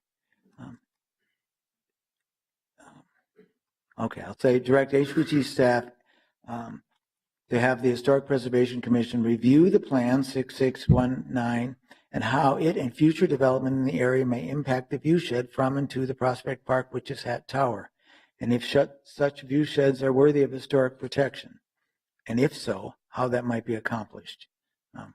Maybe I could use some more wordsmithing. I think it's pretty clear. I basically want the HPC to have the opportunity to at least think about the viewshed from this site and look at some regulatory tools that we could do or anything we could modify in our ordinance, maybe itself, if they think those kinds of things can be protected and how they should be. Obviously, this is a designated landmark, and so that might entitle it to some kind of protections in terms of who can see it and what you can see from it. It's also a unique historic landmark because people go up to it to look out, and I think their fears will block some of the best views. I do think this particular development, we do know that there's a spot from University where it's going to be blocked, where you can't see the tower, and certainly when you look, I guess, out towards St. Paul, you're going to see this new building if it gets built, when it gets built. So that's what I've come up with. I know it's not going to,